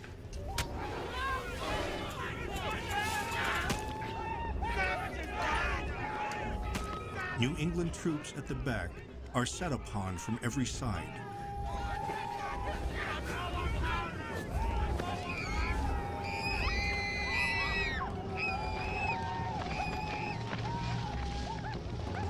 The killing, scalping, and looting lasts only a few minutes.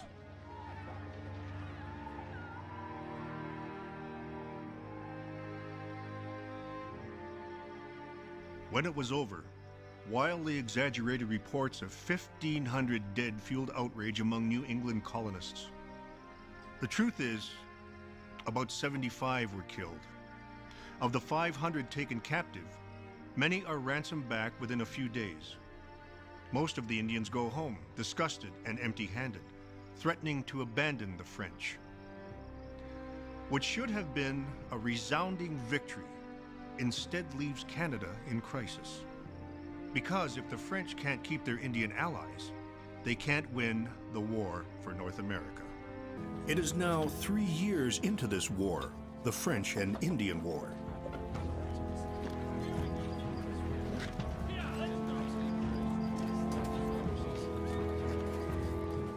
After a series of humiliating defeats to the French, the British have appointed a new commander-in-chief, Major General James Abercrombie is mobilizing the largest army ever seen in North America. Over 15,000 men and 18 massive siege cannon. More than enough to crush the French forces. His plan is to follow the highway of water north from New York City to Montreal, the heart of French Canada. Along the way, he must take the French fort Carillon, what the English call Fort Ticonderoga, that guards the crucial water passage from Lake George into Lake Champlain.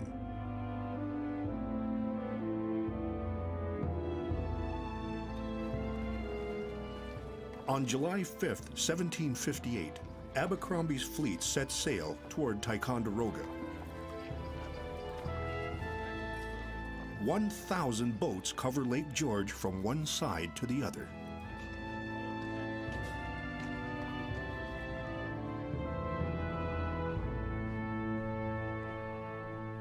As he waits for the British to arrive, the commander of the French forces in North America, 46-year-old Louis-Joseph, the Marquis de Montcalm, knows how precarious France's position has become. We are faced with the imminent loss of Canada. The English have 20 battalions. We have 8. Our circumstances require decisive and determined measures. It is no longer the time when a few scalps or the burning of a few houses is any advantage. Action, scrupulous and well-considered use of men and time is all that can compensate. The Marquis knows that this upcoming battle has become part of a much bigger story.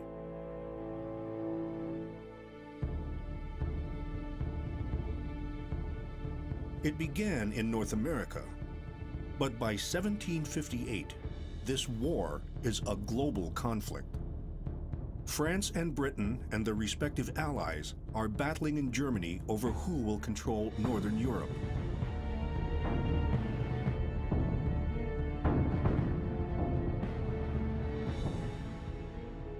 In West Africa, they are fighting to control the slave trade. And even in far-off India, they battle for a piece of Asia. It will become known to history as the 7 Years' War, an epic struggle to determine who will rule the greatest empire since ancient Rome. Britain's King George II, a Protestant? Or the French King Louis XV, a Catholic?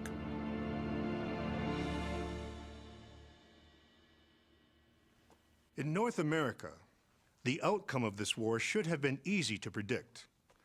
The British colonists outnumbered the French by 18-1. But what Britain didn't have was the one thing it needed most: the support of the Indian nations. It was the Indians who would determine the victory in North America. And until the British figured that out, they would never be able to turn the tide.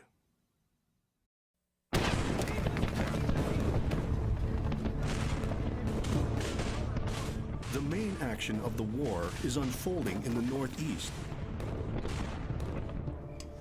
But there is another front, an almost forgotten one, on the western frontier.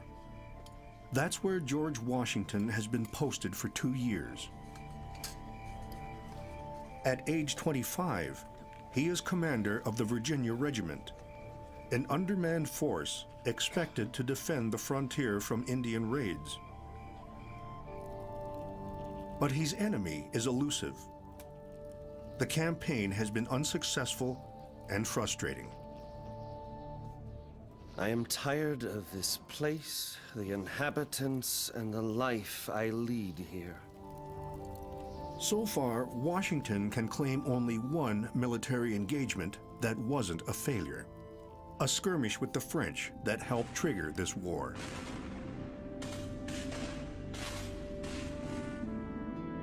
Since then, his two major battles have both ended badly. One when he surrendered to a larger French and Indian force. The other, the disastrous defeat of General Edward Braddock in 1755.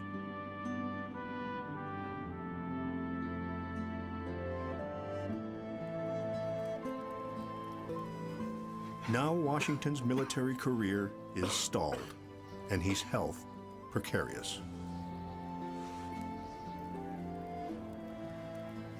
My strongest representations relative to the peace of the frontier are disregarded as idle and frivolous.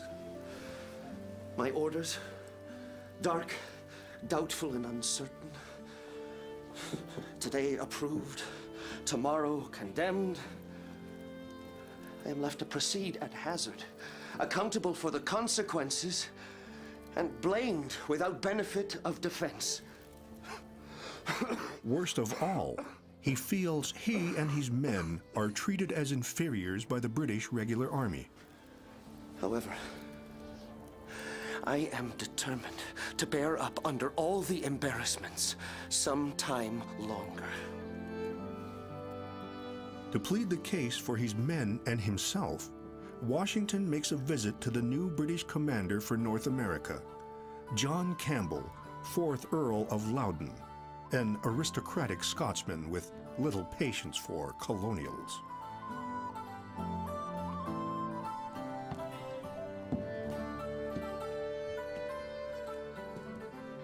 Washington hopes to overcome the handicap of being born an American.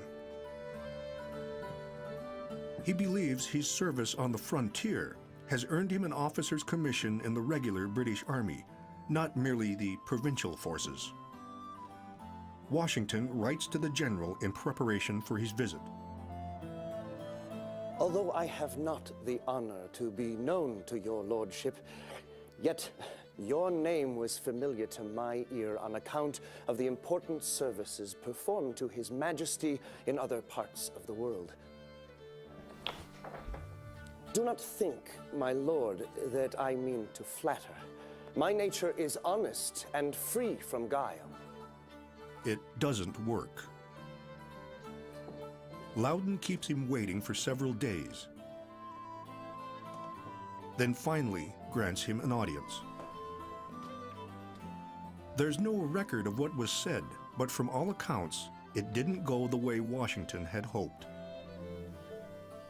Your lordship, I trust you have had the opportunity to study my petition.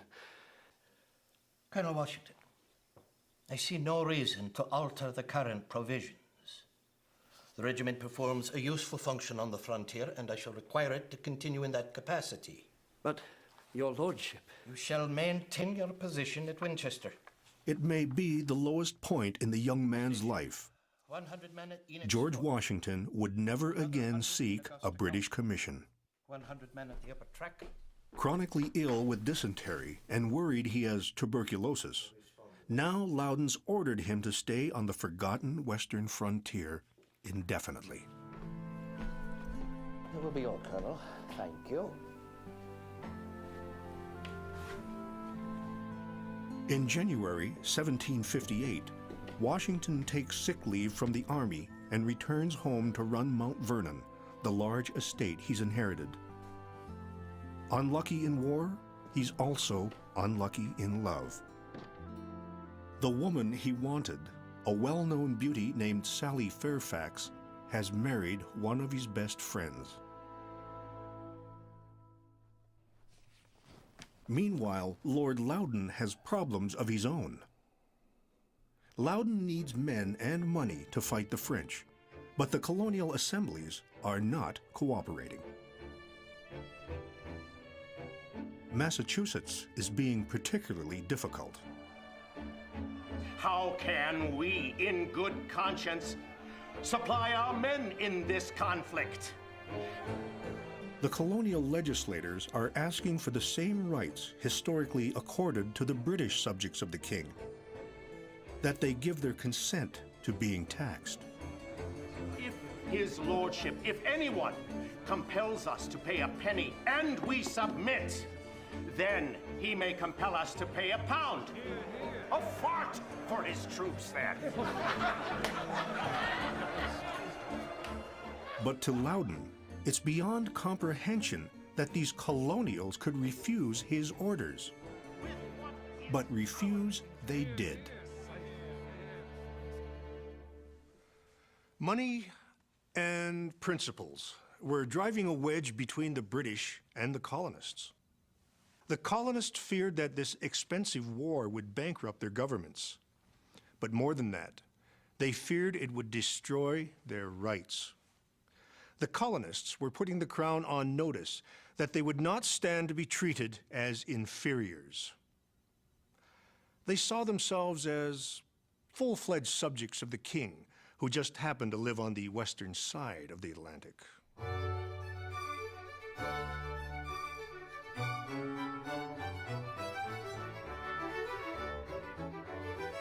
Just when the impasse seems unbreakable, 2 letters arrive from William Pitt, a brilliant politician who has joined the king's government as Prime Minister. Sir, the king having judged proper that the Earl of Loudon should return to England. The first letter fires Loudon. Even better, the second letter promises reimbursement for military expenses. To furnish all the men so raised with arms, ammunition, and tents. Ha ha! By simply granting the colonists most of what they want, Pitt changes the mood overnight. Unlike his predecessors, he understands that the colonists yearn to be recognized as loyal members of the British Empire. He knows that to win this war, Britain needs the full participation of these troublesome British subjects. These demanding and headstrong colonists. These Americans.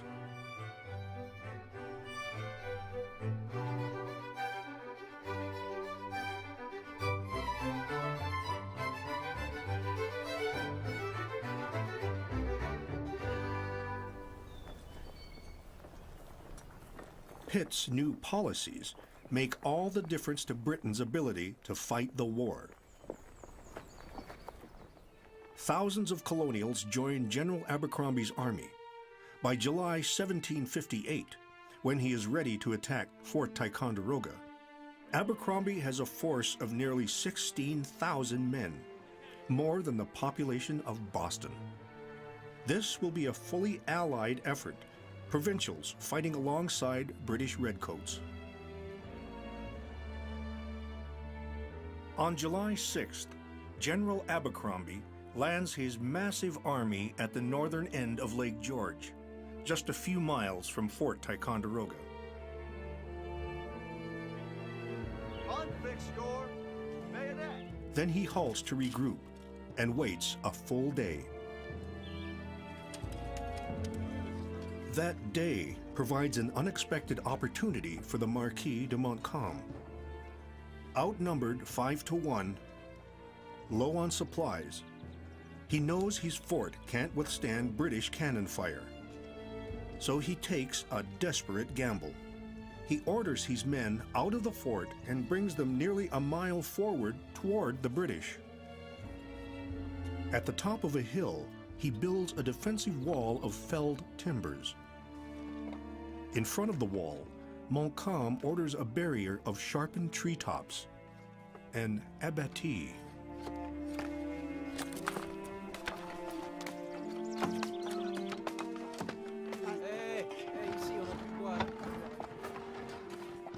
He is anxiously awaiting reinforcements, 1,000 regulars and 1,000 Indians. But they don't arrive in time. And this will be the first major action of the French and Indian War in which no Indians will fight on the French side. Thy kingdom come, thy will be done, on earth as it is in heaven. Finally, on July 8th, General Abercrombie prepares to move his men forward in a frontal assault. And lead us not into temptation, but deliver us from evil. Amen. Abercrombie has ordered a cannon bombardment, which should make quick work of the flimsy French defenses. He doesn't know that half his giant siege guns have sunk in the lake, and the others will take too long to deploy. To the front, march! Recover your arms! To the quick time, march!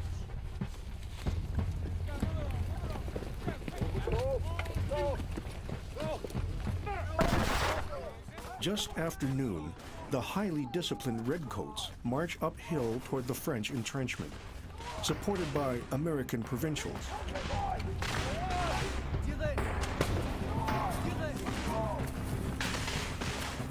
Montcalm's improvised defense proves remarkably effective.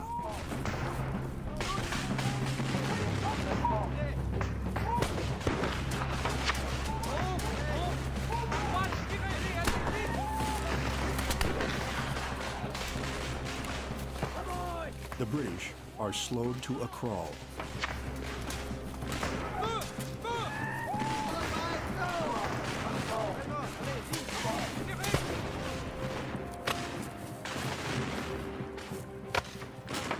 The men were cut down like grass, wrote a Massachusetts private.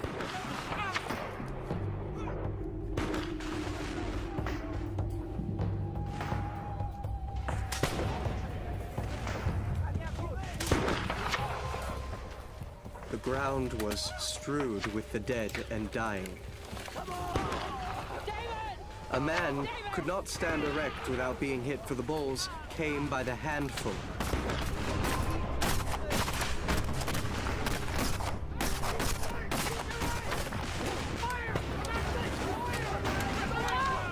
And I could hear the men screaming and see them dying all around me. The attacks carry on all day.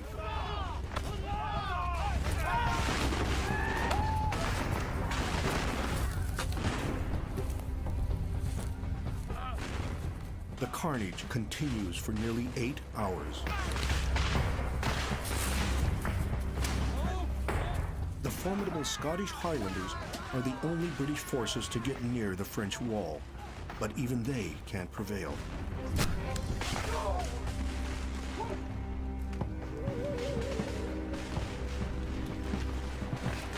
Before it's over, the British and provincials will lose nearly 2,000 dead or wounded. Montcalm's casualties are only 380. Once again, the British discover that overwhelming numbers alone are not enough to produce a victory.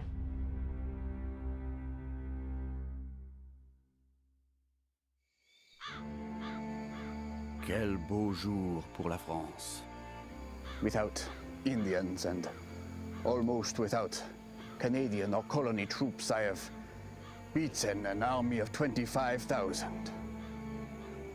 This glorious day does infinite honor to the valor of our battalions. Ah, what soldiers are ours. I have never seen the like. Montcalm's far smaller force has driven the huge British army into a headlong retreat. After the battle, French soldiers find the shoes of British soldiers stuck in the mud.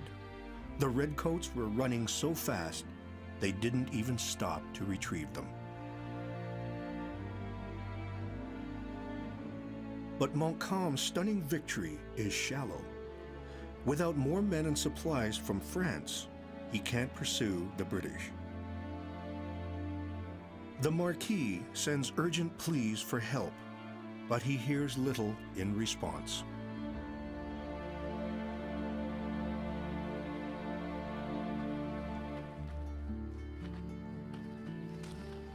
The defeat at Ticonderoga shatters Britain's hopes for a quick victory, along with General Abercrombie's reputation.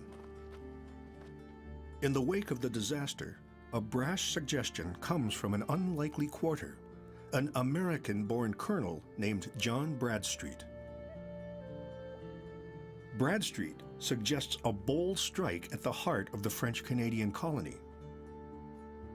Soon after the defeat at Ticonderoga, he takes a small army from Lake George to the eastern end of Lake Ontario, 250 miles through Iroquois lands. Bradstreet's soldiers are almost exclusively colonials from New York, Massachusetts, New Jersey, Rhode Island. This is their chance to show what the Americans can do for the British cause. Their goal is the French fort Frontenac at the headwaters of the St. Lawrence River.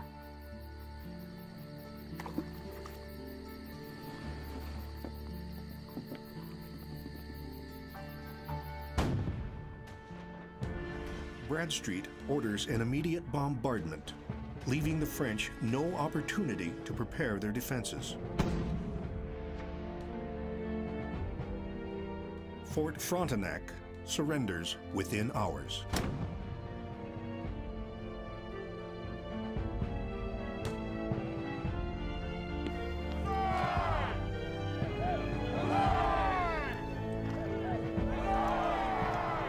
Inside the fort are cannon, muskets, and food meant to supply Canada's western outposts. It's a blow from which the French Empire in North America will never recover. For Frontenac has fallen. That was merely our principal supply base for the whole of the upper country. How could this happen? Now, how shall we hold the West? The news from Fort Frontenac is bad enough, but even worse reports come from the East Coast. Canada's critical port on the Atlantic, Louisbourg, is falling to the British. Under heavy fire, Brigadier General James Wolfe leads his troops ashore.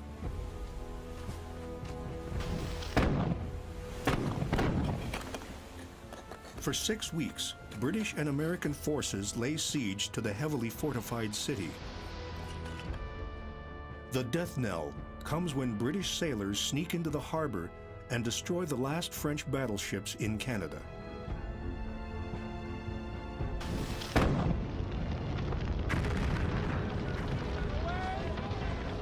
The French have no choice but to surrender. The fall of Louisbourg is a turning point in the French and Indian War. If France can't halt the British advances, the loss of Canada may indeed be imminent.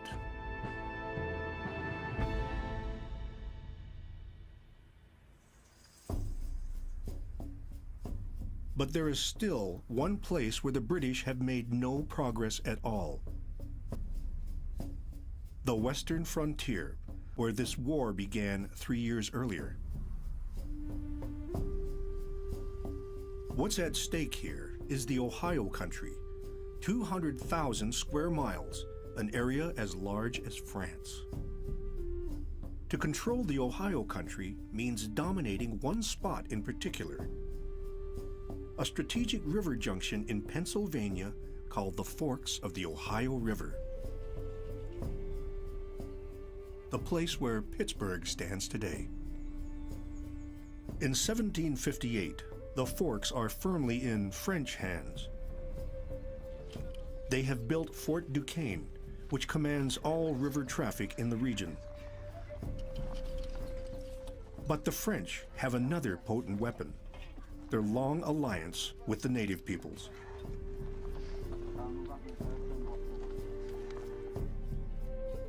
Dozens of Indian nations coexist in eastern North America.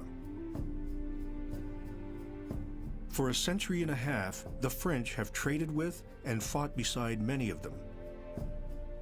Now, in this war against the English to determine who will control North America, maintaining the loyalty of those Indian allies is the only hope for France.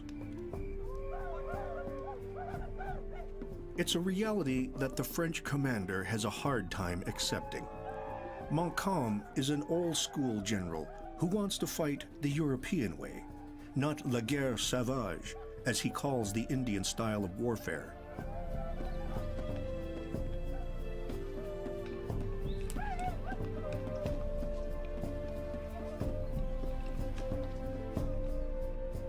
It puts him directly at odds with French Canada's civilian governor, the Marquis de Vaudreuil, who believes in using native allies to terrorize the enemy. For the Indians, forming an alliance with the French is a survival strategy. They're not fighting on behalf of France.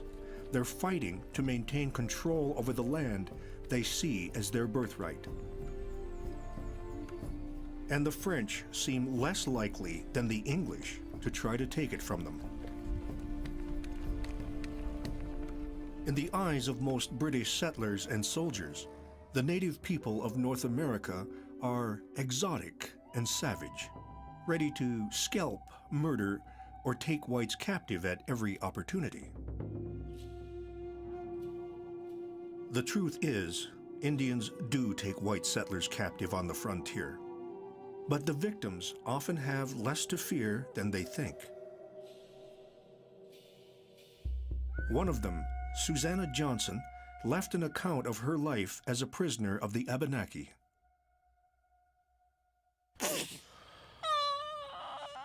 We were in the power of unmerciful savages, without provision and almost without clothes, when I was taken with the pangs of childbirth. You're doing well, Susanna, I promise.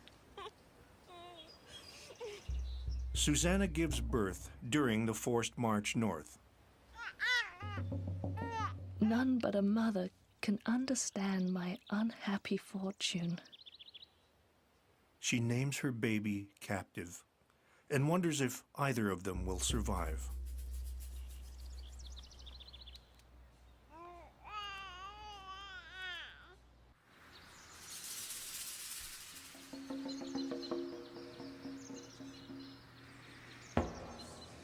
Whenever the warriors return from an excursion against the enemy, the captives must be conducted in a triumphant form and decorated to every possible advantage. At their village, the Abenaki prepare for the ritual that greets all new captives.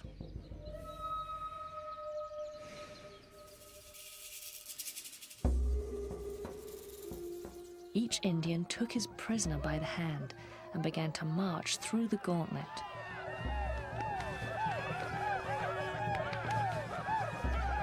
We expected a severe beating, but they just gave us a tap on the shoulder. I was then introduced to my new family and was told to call them brothers and sisters.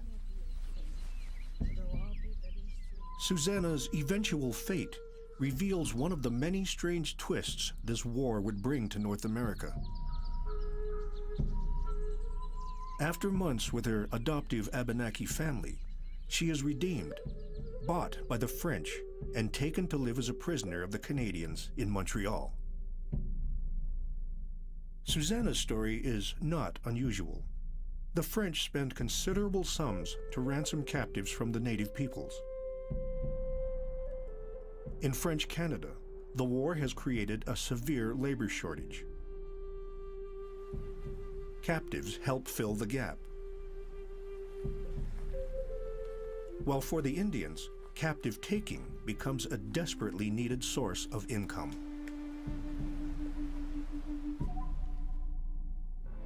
Voici 3 lettres de Monsieur de Vaudreuil. The fortress at Louisbourg has fallen. The way to Quebec is now wide open. The English will surely pay us a visit next year. British victories along the St. Lawrence River have made Canada vulnerable.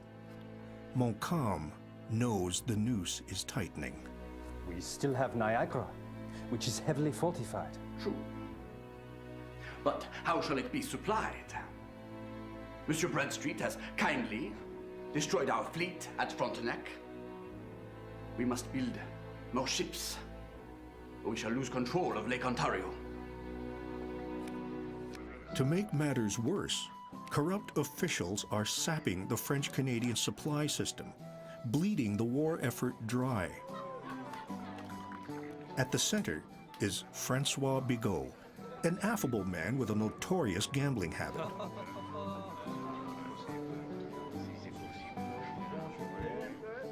He's in charge of equipping the army, but he sells the war supplies and keeps the profits for himself and his cronies.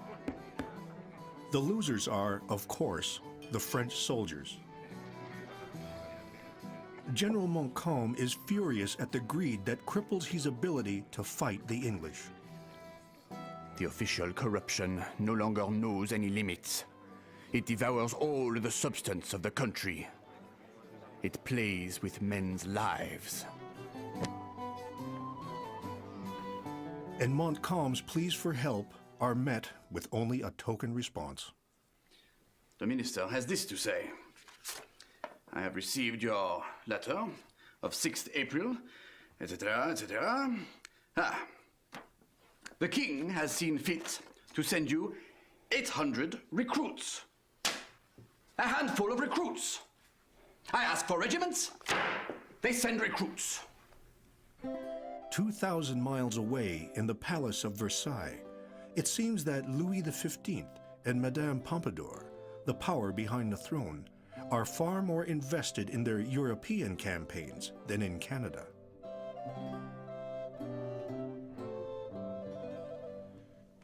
The fact is, France had become bogged down in a costly war in Europe that should have been an easy win.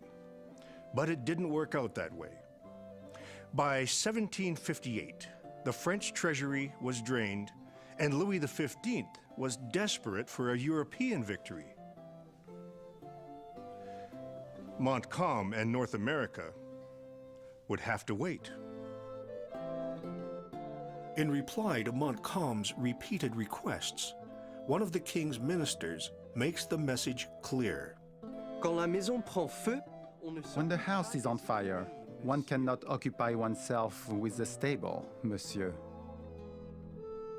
I do not know how long this can continue. There is not a man in our army who does not feel the pangs of hunger. It is much to ask of men to be brave when they are weak for want of bread.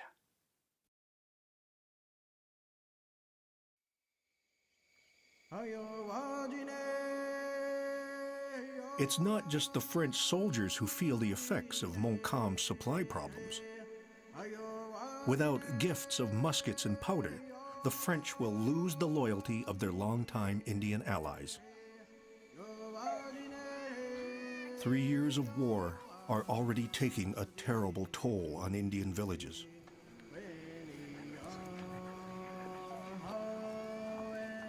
Smallpox decimates whole settlements. Hunger has become a way of life.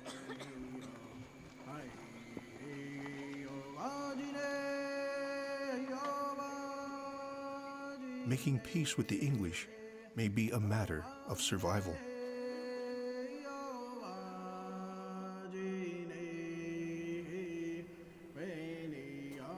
But until the British can take Fort Duquesne at the forks of the Ohio, they'll never win the West.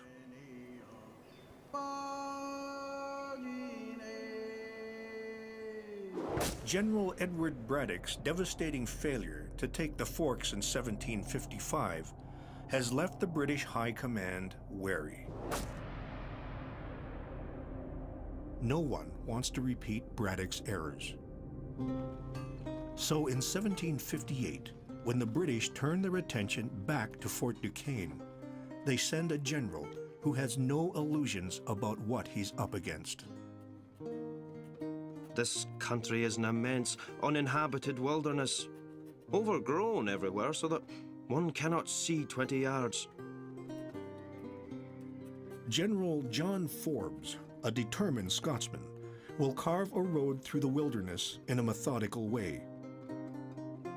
He will build a fort or staging post every 50 miles from Philadelphia to the forks of the Ohio, a strategy designed to avoid the fate that befell Braddock's army.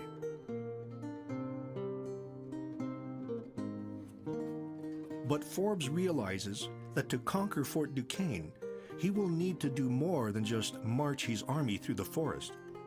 He tries something no British general has done before. He makes diplomatic overtures to the Ohio Country Indians.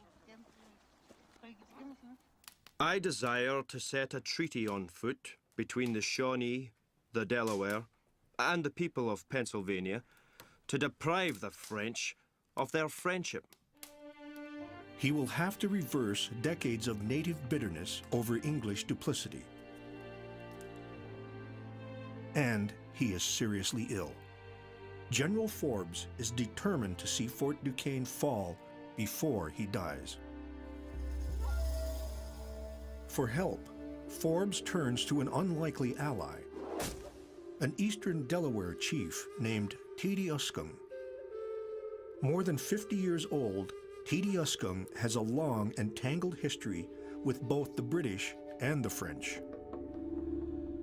He had once embraced Christianity. Baptized, he took the name Gideon and hoped this new faith would help him find a secure homeland for his people and himself.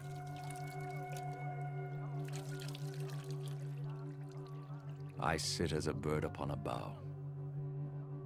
I look about and do not know where to go. Let me therefore come down upon the ground and make that my own, and I shall have a home forever.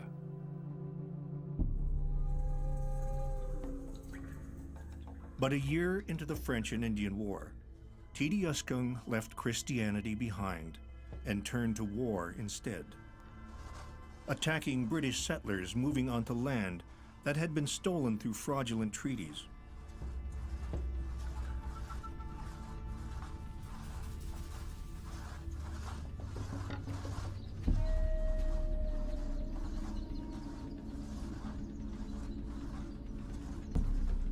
Waging war seemed the best way to send a message that he and his people are a power to be reckoned with.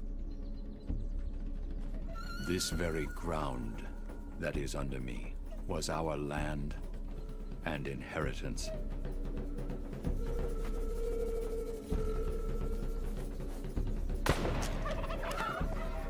And was taken from us by fraud.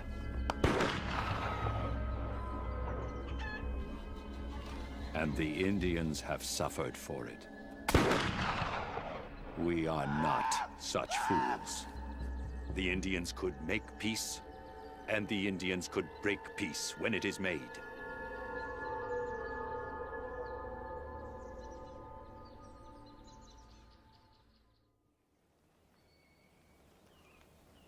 As much as Tediuscung wanted to call the shots, the reality of war made that difficult. His followers were starving, and he realized that coming to terms with the British would be the only way to achieve security and land for his people. Encouraged by Pennsylvania's pacifist Quakers, Tediuscung started a peace process in the Ohio country just in time to help General Forbes. 4 years earlier, it had been an Indian leader, the Half-King, who triggered the war in the Ohio country. Now, a different native leader would be the key to ending it. Tediuscung finds two men to carry the message of peace west, a Delaware chief named Piscatoman and a Delaware-speaking missionary, Christian Frederick Post. The great king of England does not incline to have war with the Indians, but wants to live in peace and love with them. If they lay down the hatchet and leave off war against them.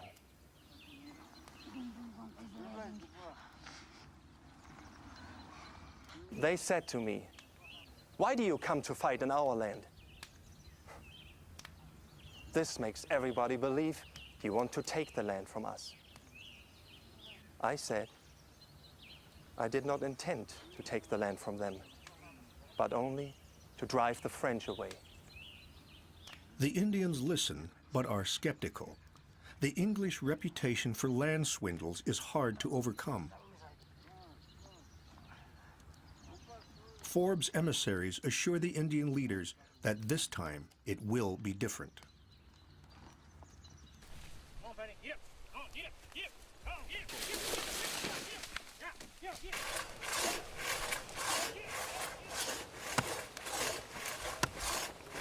Even as the diplomats do their work, General Forbes continues to cut his road through the woods toward Fort Duquesne. The dense forest isn't his only impediment. The young Virginia Colonel, George Washington, has rejoined the Army for the final push to conquer the forks of the Ohio. And Washington had his own ideas about the best route the British Army should take. Forbes plans to build his road west from Philadelphia, the shortest possible path. Whichever route it follows, Forbes's road will pave the way for a rush of traders and settlers to the Ohio country.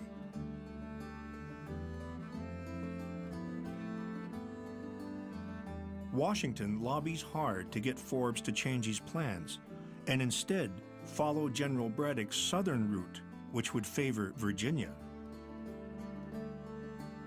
He doesn't hold back on his opinion of Forbes. The conduct of our leaders is tempered with something I don't care to put a name to. Forbes gets hold of a letter Washington wrote.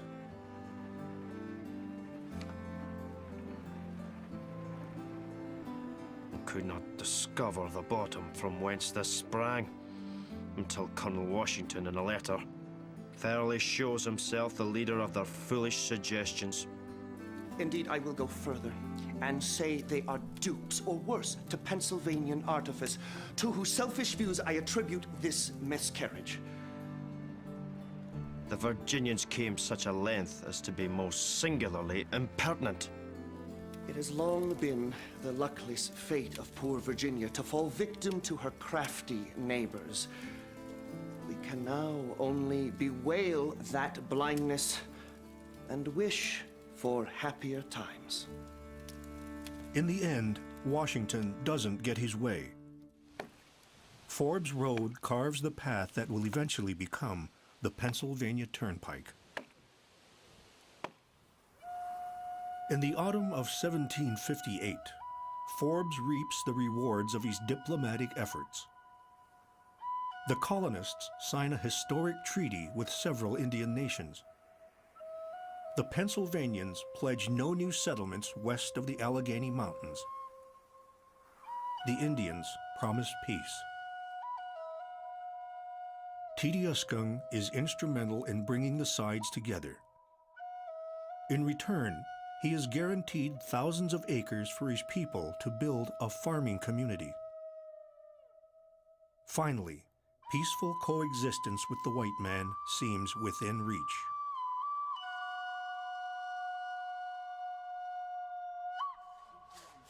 By November, Forbes's army is within 50 miles of the forks of the Ohio. They're at Ligonier, the jumping-off point for the final assault on Fort Duquesne.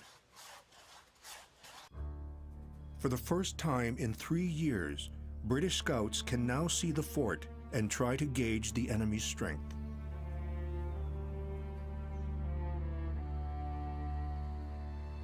In preparation for the assault, Forbes orders 2 parties of soldiers to chase down raiders who stubbornly continue to harass the British. George Washington leads one of the squads. The other is commanded by his close friend, Colonel George Mercer.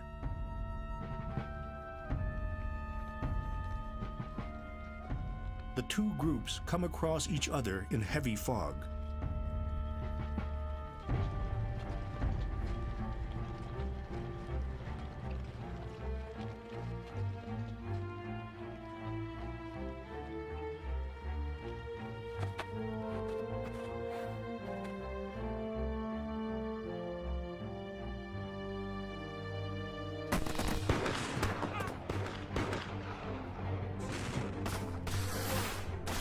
target and keep firing!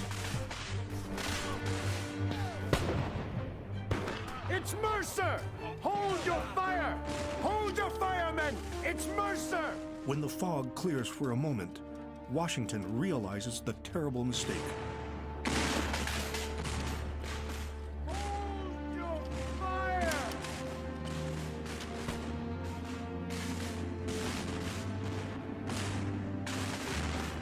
He throws himself between the two lines, indifferent to the musket balls flying past his head.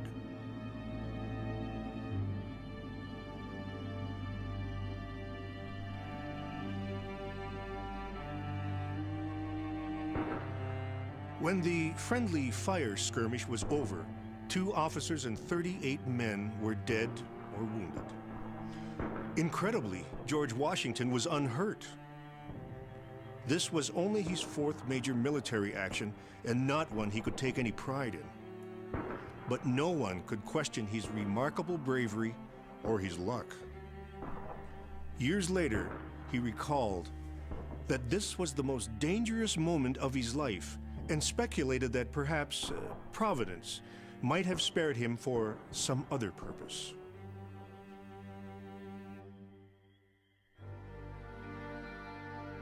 Just 2 weeks later, on November 23rd, 1758, Forbes' army is finally ready to make its assault on Fort Duquesne. But rather than fight a battle they know they will lose, the outnumbered French destroy the fort and withdraw to Canada. Without firing a shot, General Forbes has won the prize. He renames the spot Pittsburgh for the Prime Minister who made victory possible. A few months later, he is dead. For 5 years, George Washington has been working toward this goal, wresting the forks of the Ohio away from the French. He stays only long enough to perform one sad duty. Returning to the battlefield where General Braddock and hundreds of troops were killed 3 years earlier, Washington's men bury the remains with overdue military honors.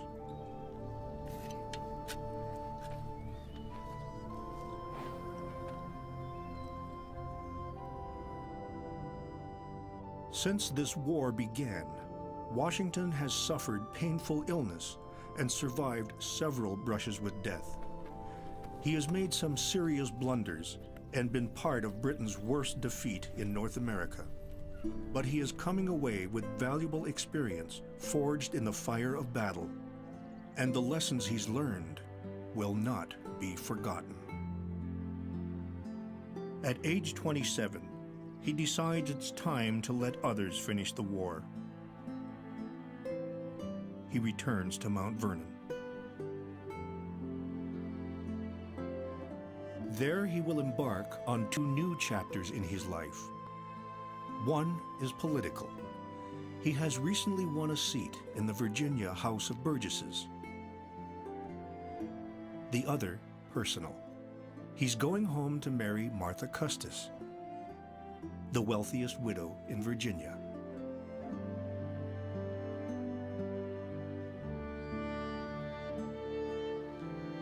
War seldom brings happy endings. But for George Washington, this one came close. On his retirement from the army, he had won the respect of the men who had served under him. Perhaps more important, he had accomplished what he had set out to do. For the British, 1758 was the year that turned the tide. Finally, the empire they wanted so badly was within reach. But to grasp it would prove more painful than anyone could imagine.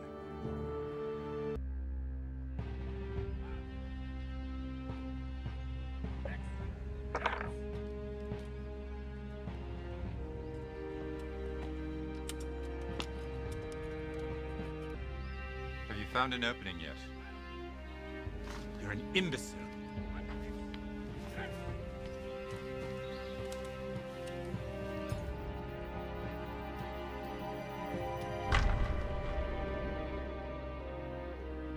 Major General James Wolfe, a sickly but highly ambitious officer, is determined to prove himself on the battlefield. For 2 months, he has played a waiting game. His army is camped on the opposite shore, ready to take the city of Quebec. If only he can draw the Marquis de Montcalm into battle. But the Marquis does not want to engage the British. Alors, let Wolfe amuse himself where he is. If we drive him off, he may go someplace where he can really do us harm. After 3 months of trying, Wolfe still has not managed to capture the city. If he doesn't attack Quebec before winter sets in, he'll be forced to give up the siege and the chance for a crucial victory in the French and Indian War. The British are poised to expel the French army from Canada. They now control the St. Lawrence River, cutting off France from North America's interior. They could soon control the continent. But first, they must take the enemy stronghold at Quebec. But Quebec is proving impenetrable, perched on a triangle of land atop steep cliffs, where water surrounds the city on 2 sides. Wolfe first attacks from the east, only to see nearly 500 of his men killed or wounded at the Battle of Montmorency. Many excellent officers hurt in this foolish business, he writes. Frustrated, Wolfe lashes out. I have changed my measures and laid waste to the country. Partly to engage the Marquis de Montcalm, and partly in return for many insults offered to our own people upon our own frontiers. Wolfe orders his redcoats to burn the settlements beyond Quebec. 1,400 houses are torched. But the capital of New France is far from giving up.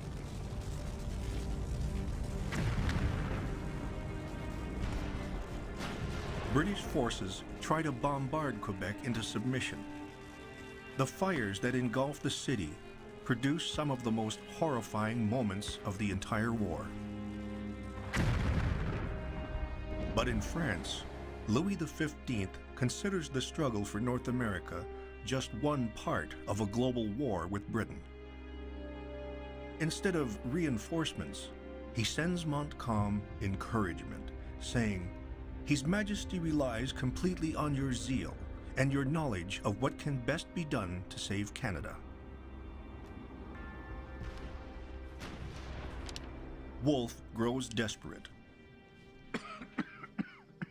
He has fallen victim to fever, and so have his soldiers.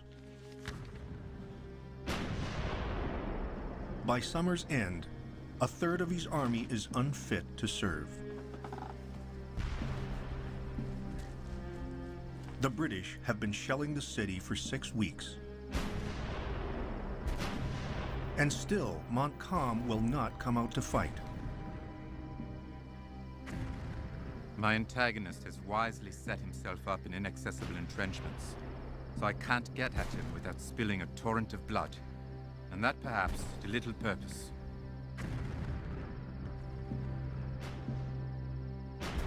Wolfe believes he may soon die, and fears his failure to act will bring him disgrace.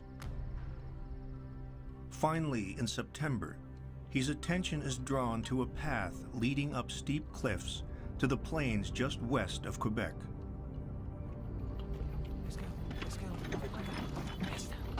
In an audacious nighttime maneuver, he orders 4,500 men to scale the steep cliffs. It takes them less than 5 hours. The element of surprise works. By dawn, the British assemble on the Plains of Abraham just outside the city walls.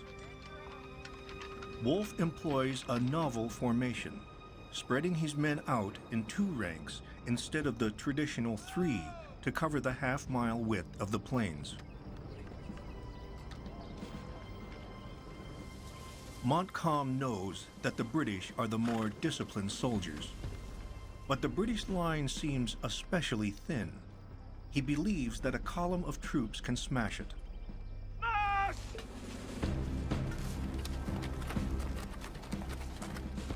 It's a classic European battle that will depend on the skill and precision of each side's infantry. But as the French advance, order breaks down. Their line becomes ragged. We had not gone 200 paces before the left was too far in the rear and the center too far in front.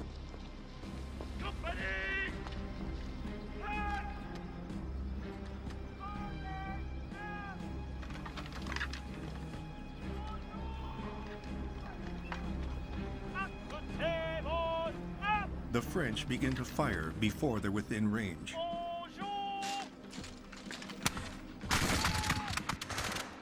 The British do not flinch.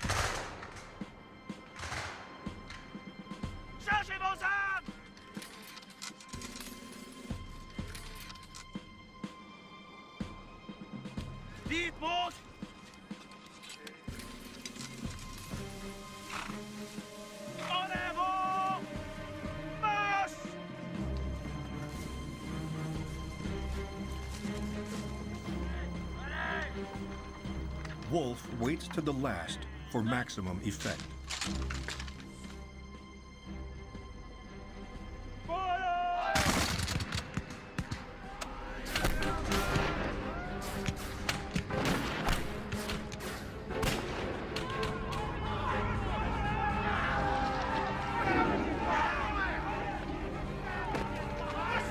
The British attack is overwhelming.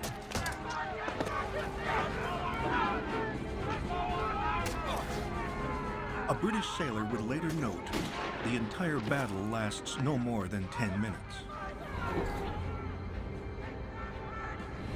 Decimated, the French flee back to the city.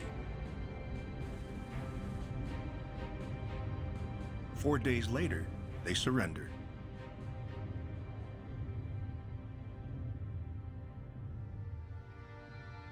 During the battle, Wolfe is wounded in the wrist and the chest. When asked if he needs a surgeon, he replies, "It is needless. It is all over with me." Wolfe becomes a hero throughout the British Empire, and his death glorified in a succession of idealized paintings. Across the battlefield, Montcalm is shot in the abdomen. The depiction of his death is even more fanciful. In fact, he died not on the battlefield, but in a doctor's house back in town. The paintings have also left the lasting impression that this was the climactic and decisive end of the war. In truth, it was anything but. The French and Indian War would drag on for another year. The real turning point came when the Indians tipped the balance of power. In 1759, the Iroquois made a momentous decision to abandon 50 years of neutrality and ally themselves with the British.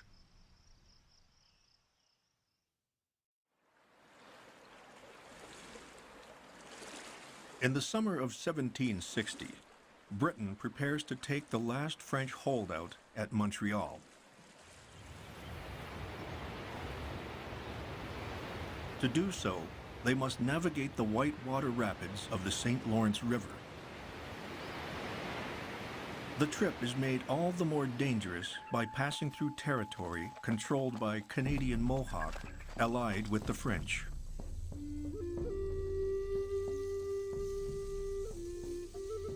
The Indians of North America are diverse nations with complicated, often conflicting interests.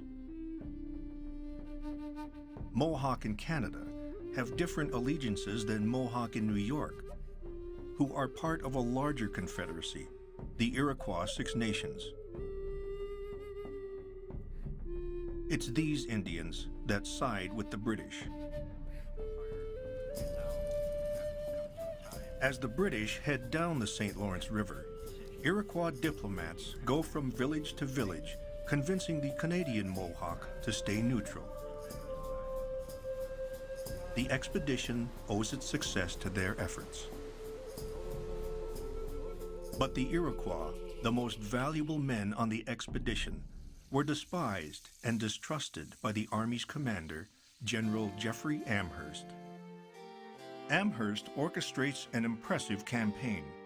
3 British armies converge on Montreal at the same time. The British arrive with crushing force. The result is a bloodless surrender. On September 8, 1760, the French and Indian War comes to an end. The Chevalier de Bougainville is sent to meet General Amherst. General, I have come from Governor General Vaudreuil with the instructions to propose an armistice until it might be ascertained whether a peace has been concluded in Europe. Tell the Governor General I have come to take Canada, and I do not intend to take anything less.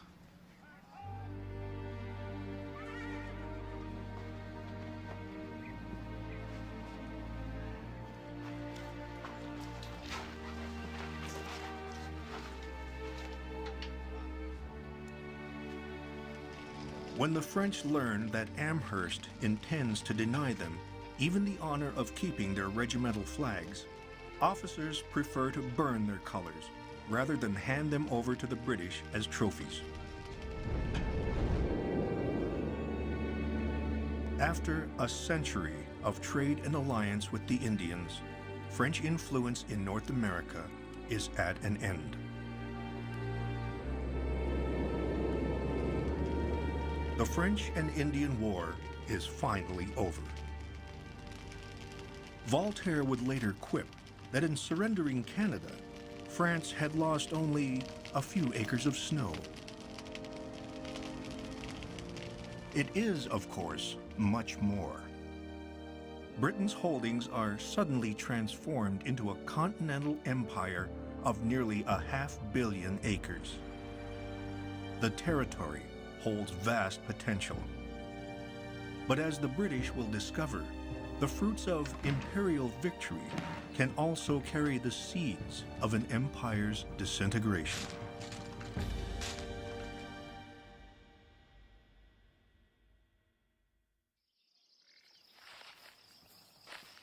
To the young man who'd been at the center of the war, the news from Canada should have been more exciting. But George Washington is a civilian again. Each morning, Washington rides out to oversee activity on his estate, made larger through his marriage to the wealthy widow Martha Custis. I am now, I believe, fixed at this seat with an agreeable consort for life, and hope to find more happiness in retirement than I ever experienced amidst a wide and bustling world. Washington has also been elected to Virginia's Assembly, the House of Burgesses. He sits on the Committee of Propositions and Grievances. It's an exciting time to enter politics in America.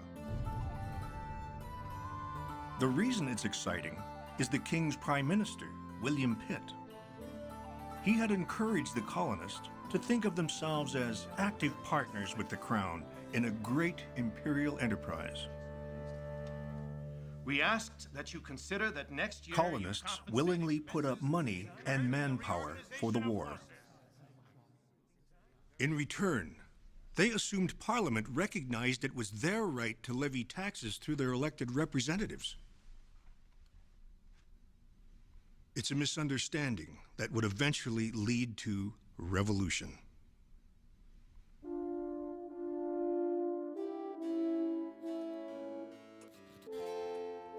After his victory at Montreal, the job of keeping order in the colonies is given to General Amherst, along with a knighthood.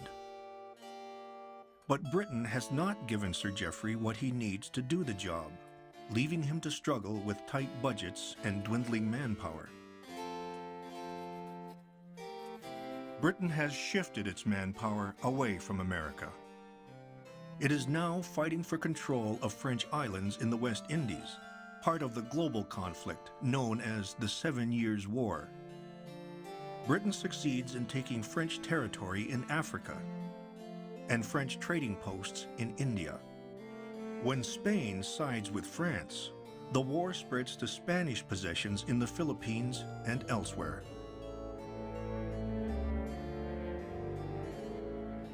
Amherst's job isn't made any easier by his view of the Indians. Though Indians were crucial to him in delivering the French surrender, Amherst has little regard for what he calls the savage enemy. Amherst orders a series of reforms. He restricts Indian access to ammunition, and to save the empire money, he curtails gift-giving, a time-honored custom. His aim is to transform the Crown's relationship with Indians from that of powerful allies into master and subjects. But the Indians do not see themselves as subjects, and they are wary of further encroachments on their land. They see the British building a tremendous stronghold called Fort Pitt on the forks of the Ohio, despite the Treaty of Easton, which promised no British settlement west of the Allegheny Mountains. There's growing talk of war. William Johnson, the Crown's Superintendent of Indian Affairs, is one man who appreciates that a war with Indians is something Britain can ill afford.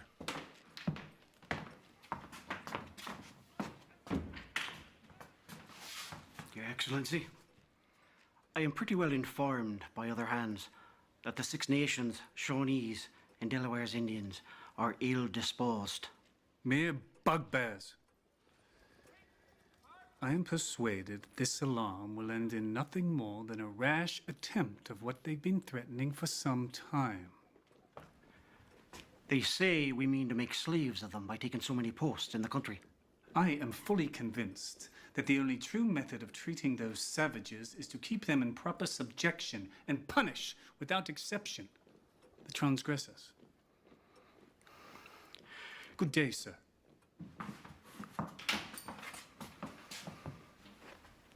Your Lordship.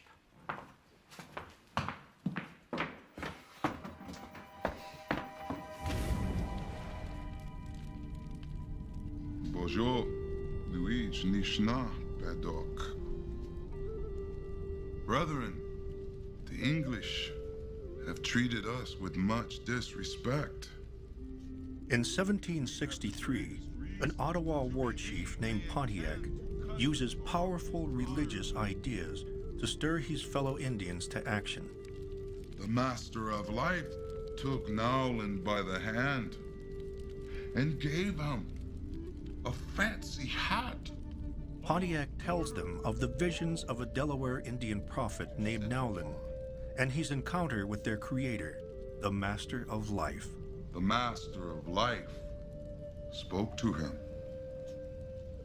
This land that I created was for you and no one else. As for those who came to trouble your lands, Nowland said, drive them out. Make war upon them.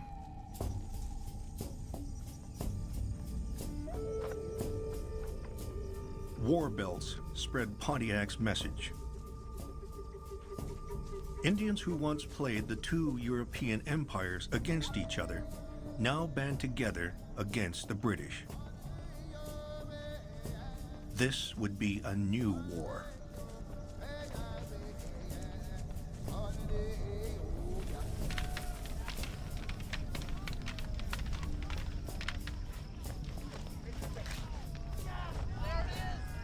On the morning of June 2nd, 1763, warriors from the Ojibwe and Sauk nations are engaged in a heated game of bagataway, or as the French call it, lacrosse.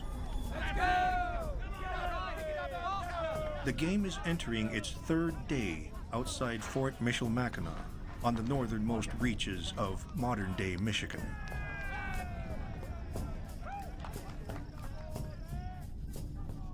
We know of the game that day from the writings of one of the first English traders to venture into the territories, Alexander Henry.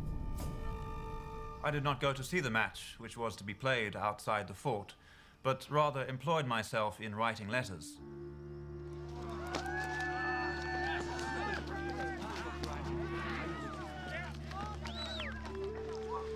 The British had no idea why this game of lacrosse was really being played here. They didn't realize that Amherst's reforms had insulted and enraged the native people. And they had not yet heard a very important piece of news. Only the Indians knew that a month earlier, Pontiac had inspired an Indian attack on Fort Detroit. Make war upon them. It was a sign of things to come. And now it comes to Michilimackinac.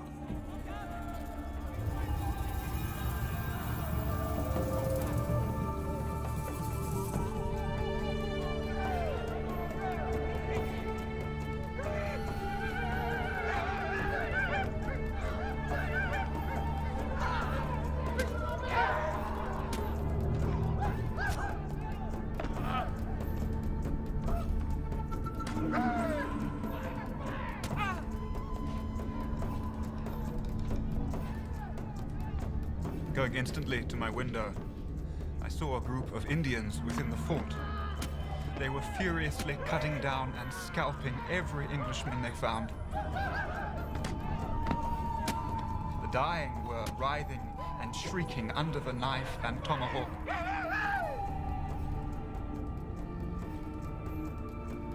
I was shaken, not only with horror but with fear. I found many of the French-Canadian inhabitants calmly looking on.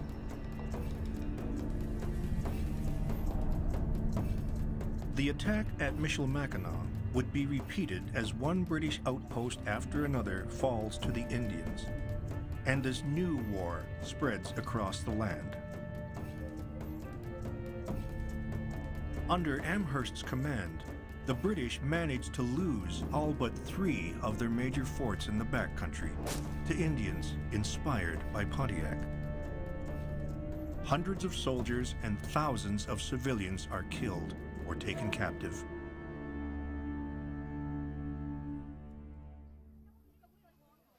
Today is an historic event. Gentlemen, a toast. Cheers.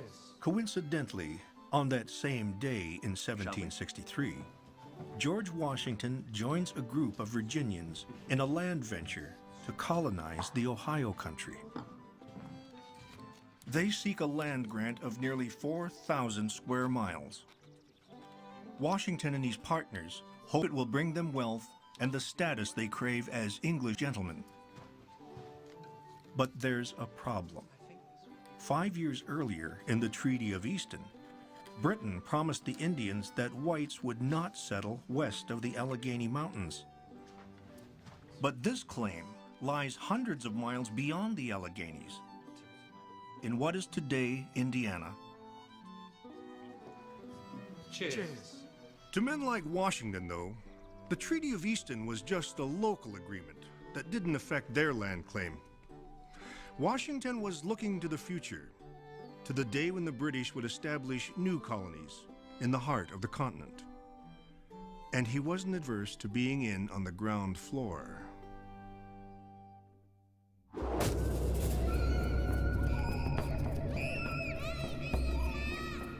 Pontiac's war rages on, and Britain loses control of the frontier. As with Mary Jemison's family in the French and Indian War, Indians are again taking settlers captive. After Mary was taken in Pennsylvania, her family was killed. I can remember my mother's words. My dear little Mary, your life, my child, I think will be spared, but we shall be tomahawked in this lonesome place. Be careful, and do not forget your English tongue.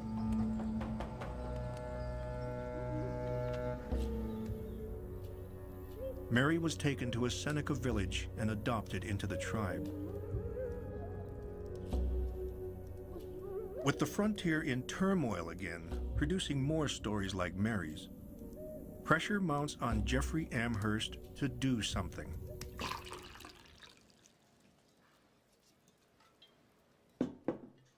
Amherst is short of money, he's short of men, and he's not getting much help from the colonial legislatures.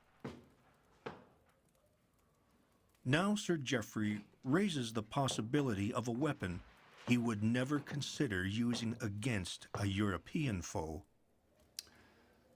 Could it not be contrived to send the smallpox among those disaffected tribes of Indians?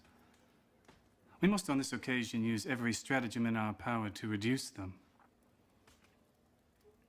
We would do well to try to infect the Indians by means of blankets, as well as to try every other method that can serve to extirpate this execrable race.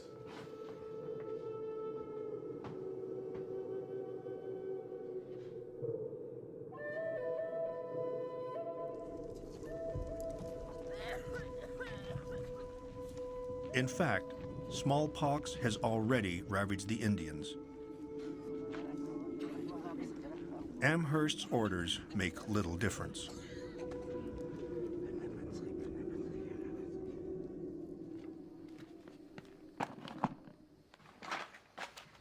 Sir Geoffrey is unable to keep order. He is relieved of his command. On November 17th, 1763, Amherst heads home to England aboard a ship named the Weasel.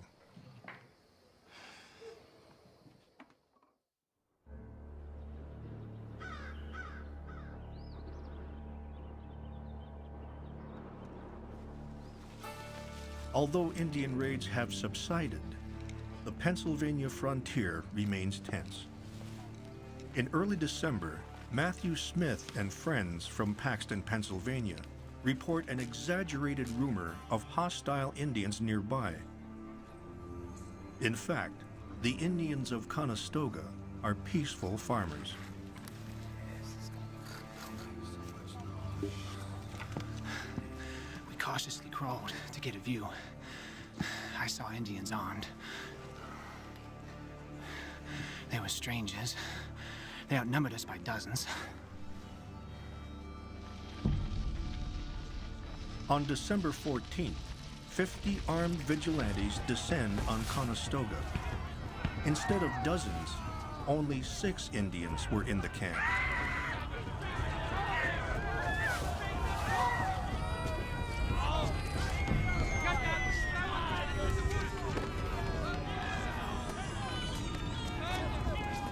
They track down 14 more who have escaped and slaughtered them too, scalping the children for effect.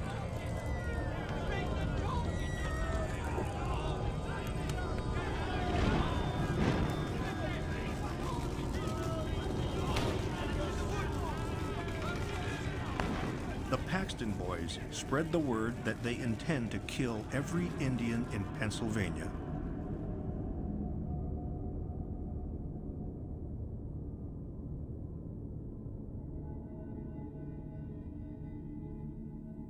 In an effort to end the bloodshed, the British and the Ohio Indians establish a truce.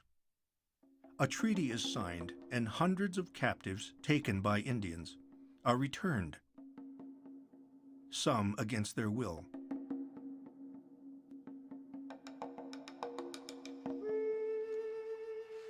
Many, like Mary Jemison, have adopted an Indian way of life. I had been with the Indians 4 summers and 4 winters. Shaninji and I were married according to Indian custom. My anxiety to be set at liberty had almost subsided.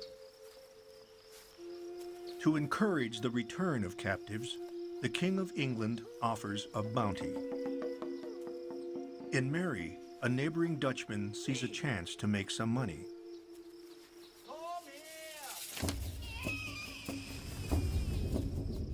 I ran from him with all the speed I was mistress of and got home. The chiefs gave orders that I should not be taken without my consent, and that as it was my choice to stay, I should live amongst them, quietly and undisturbed. Mary Jemison lived as a Seneca for the rest of her life.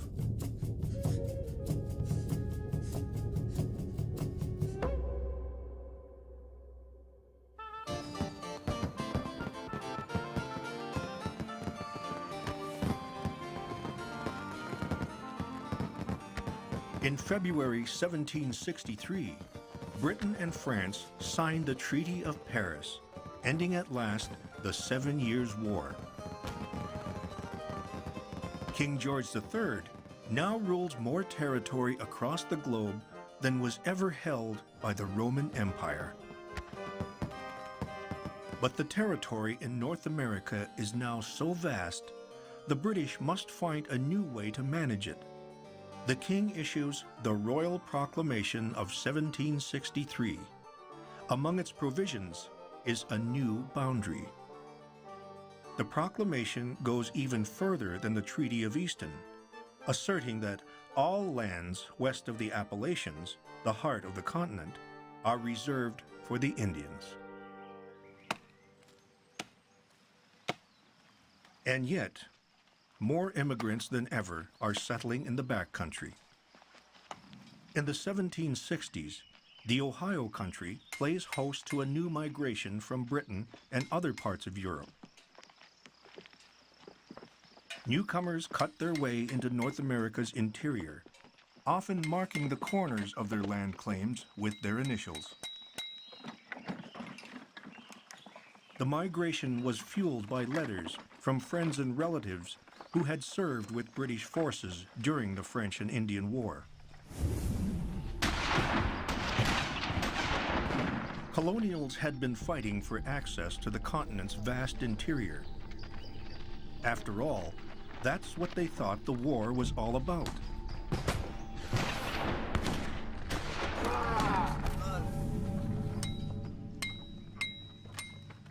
And now the king has declared the very land they are settling is off limits, reserved for Indians. And there was another source of tension: money. The war had doubled Britain's national debt. British taxpayers had long shouldered the burden. Now Parliament expected American colonists to pay their share.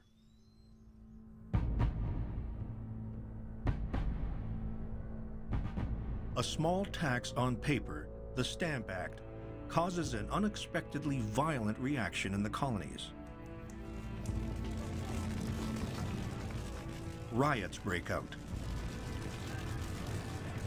Tax officials are burned in effigy and forced from their jobs. The tax is widely ignored.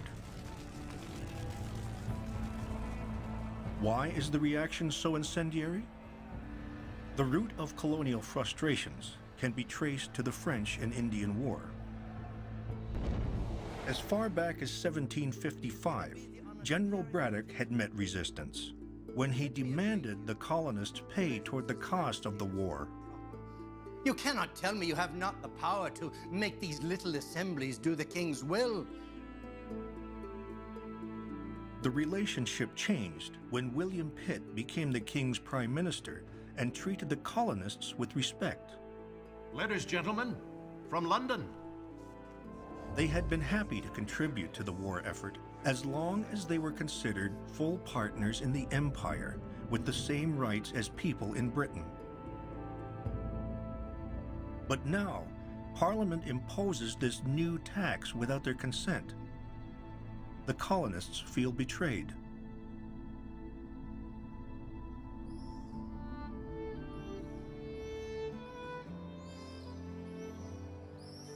British policy increasingly frustrates George Washington. It is an obstacle on his path towards prosperity as a planter and land speculator.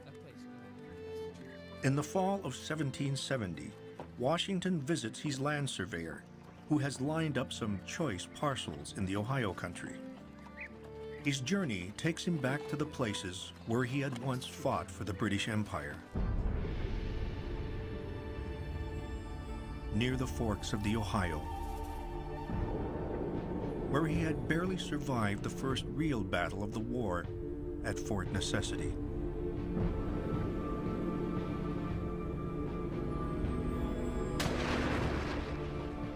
As a reward for their service in the French and Indian War, colonial soldiers were promised land.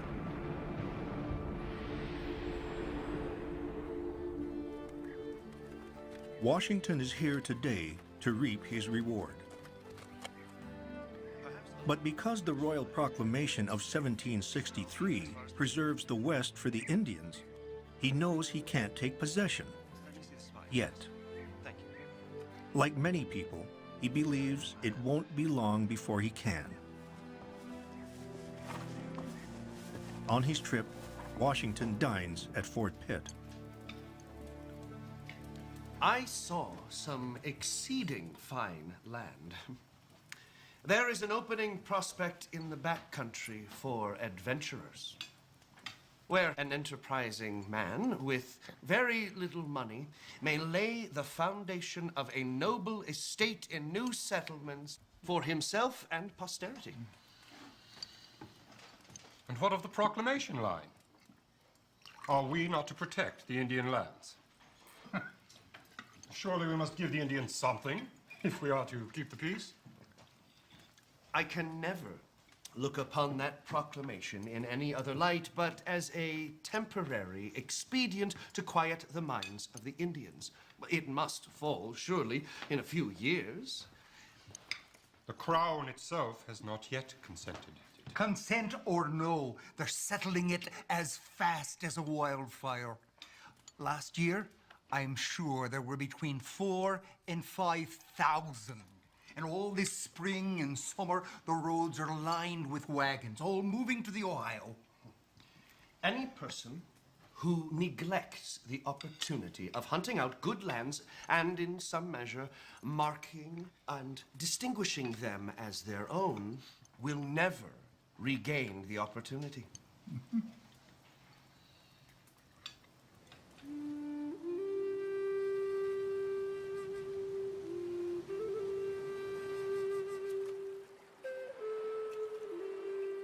It was 20 years before that Washington had first been dispatched to secure this territory for the British Empire. His guide on that journey was the Seneca chief Gayasuta. It's ironic that they would meet again now as Washington seeks to acquire the land for himself. Like so many Indians, Gayasuta was used to a world where two empires could be played off each other. Nevertheless, the Seneca chief seems pleased to see Washington again. In the person of Gayasuta, I found an old acquaintance, he being one of the Indians that went with me to the French in 1753. He expressed satisfaction in seeing me and greeted us with great kindness. He thanked me for saying that peace and friendship was the wish of my people, and again expressed his people's desire and their friendly disposition to the white people.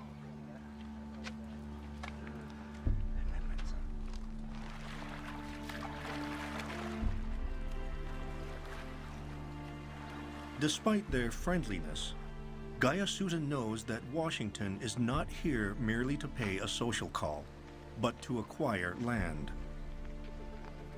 It is only British policy that's holding Washington back, just as British policies are angering colonists elsewhere.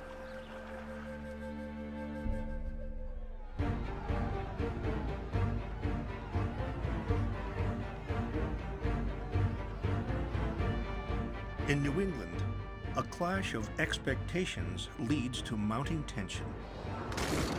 British rule is seen as heavy-handed, a riot ends when redcoats kill 5 in what colonists call the Boston Massacre. They see Britain as riding roughshod over the rights of colonial assemblies. Radicals increasingly assert the right of self-rule. In December 1773, things come to a head over yet another tax, this time on tea. Britain's reaction to the Boston Tea Party is severe. The Crown floods Boston with troops and rewrites the colony's charter.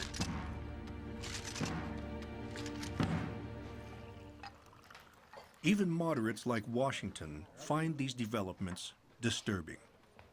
When he and his colleagues express solidarity with Boston, the royal governor dissolves Virginia's legislature. They reconvene at the nearby Raleigh Tavern. For my part, I shall not undertake to say where the line between Great Britain and the colonies should be drawn, but I am clearly of the opinion that one ought to be drawn, and our rights clearly ascertained. I could wish, I own, that this dispute had been left to posterity to determine, but the crisis is upon us, and our rights must be asserted. And yet, even at this moment of crisis, colonists like Washington have no interest in breaking away from the empire. Their concerns amount to a family argument, not a call to revolution. This portrait shows Washington wearing a gorget, the mark of a British officer. It affirms his allegiance to the crown. In September 1774, at the First Continental Congress, Washington and other colonial representatives call for a coordinated effort to resist British actions.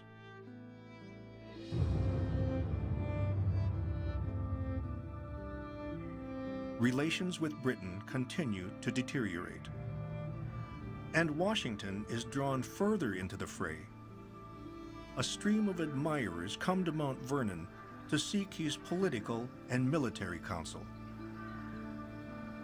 Americans prepare to defend what they see as their rights, by force of arms if necessary.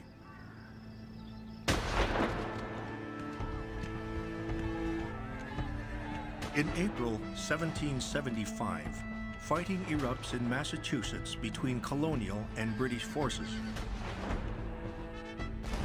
This is no longer a family feud, a dispute between loyal members of the empire.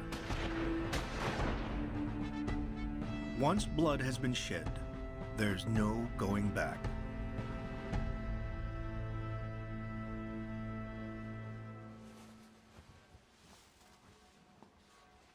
With Boston under siege, a second Continental Congress is convened.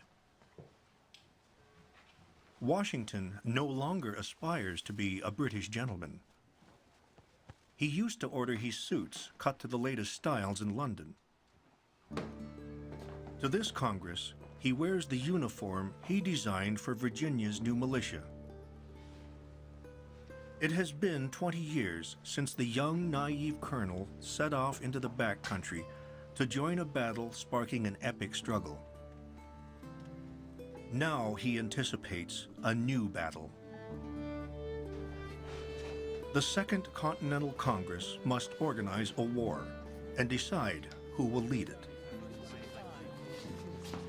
Washington! Welcome! Some take Washington's uniform as a statement that he is prepared to lead the colonial forces.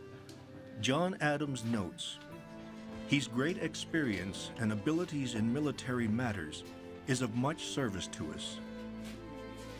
Then Adams nominates him to be commander of the Continental Forces. Resolved that a general be appointed. George Washington, Esquire, is unanimously elected, and that he will command... It was utterly out of my power to refuse this appointment without exposing my character to such censure as would have reflected dishonor upon myself. I shall rely, therefore, confidently upon that providence which heretofore has preserved and been bountiful to me.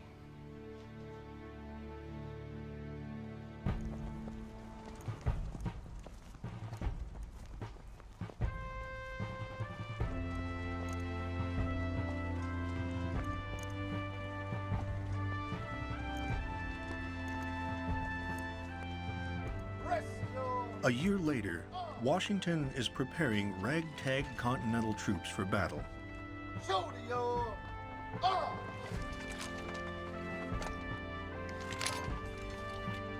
It is 21 years to the day since Washington witnessed General Braddock's stunning defeat in the first major battle of the French and Indian War. I did not let the anniversary of the 9th of this month pass without a grateful remembrance of the escape we had on the banks of the Monongahela.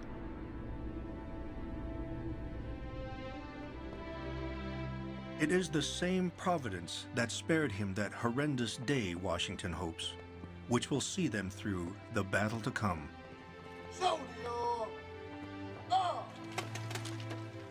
Like Washington, many of these soldiers are veterans of another war, a war fought fervently on behalf of their empire, not against it. How unexpected, how ironic. Britain won the war for America, but in doing so, it unleashed passions that will lead it to lose America. Gentlemen, a declaration by the representatives of the United States of America in General Congress assembled. When, in the course of human events, it becomes necessary for one people to dissolve the political bands. The history of the present King of Great Britain is a history of repeated injuries and usurpations, all having in direct the inhabitants of our frontiers, the merciless Indian savages, whose known rule of warfare is an undistinguished destruction. And that all political connection between them and the state of Great Britain is and ought to be totally dissolved. Hip, hip! Huzzah! Hip, hip! Huzzah! Hip, hip! Huzzah!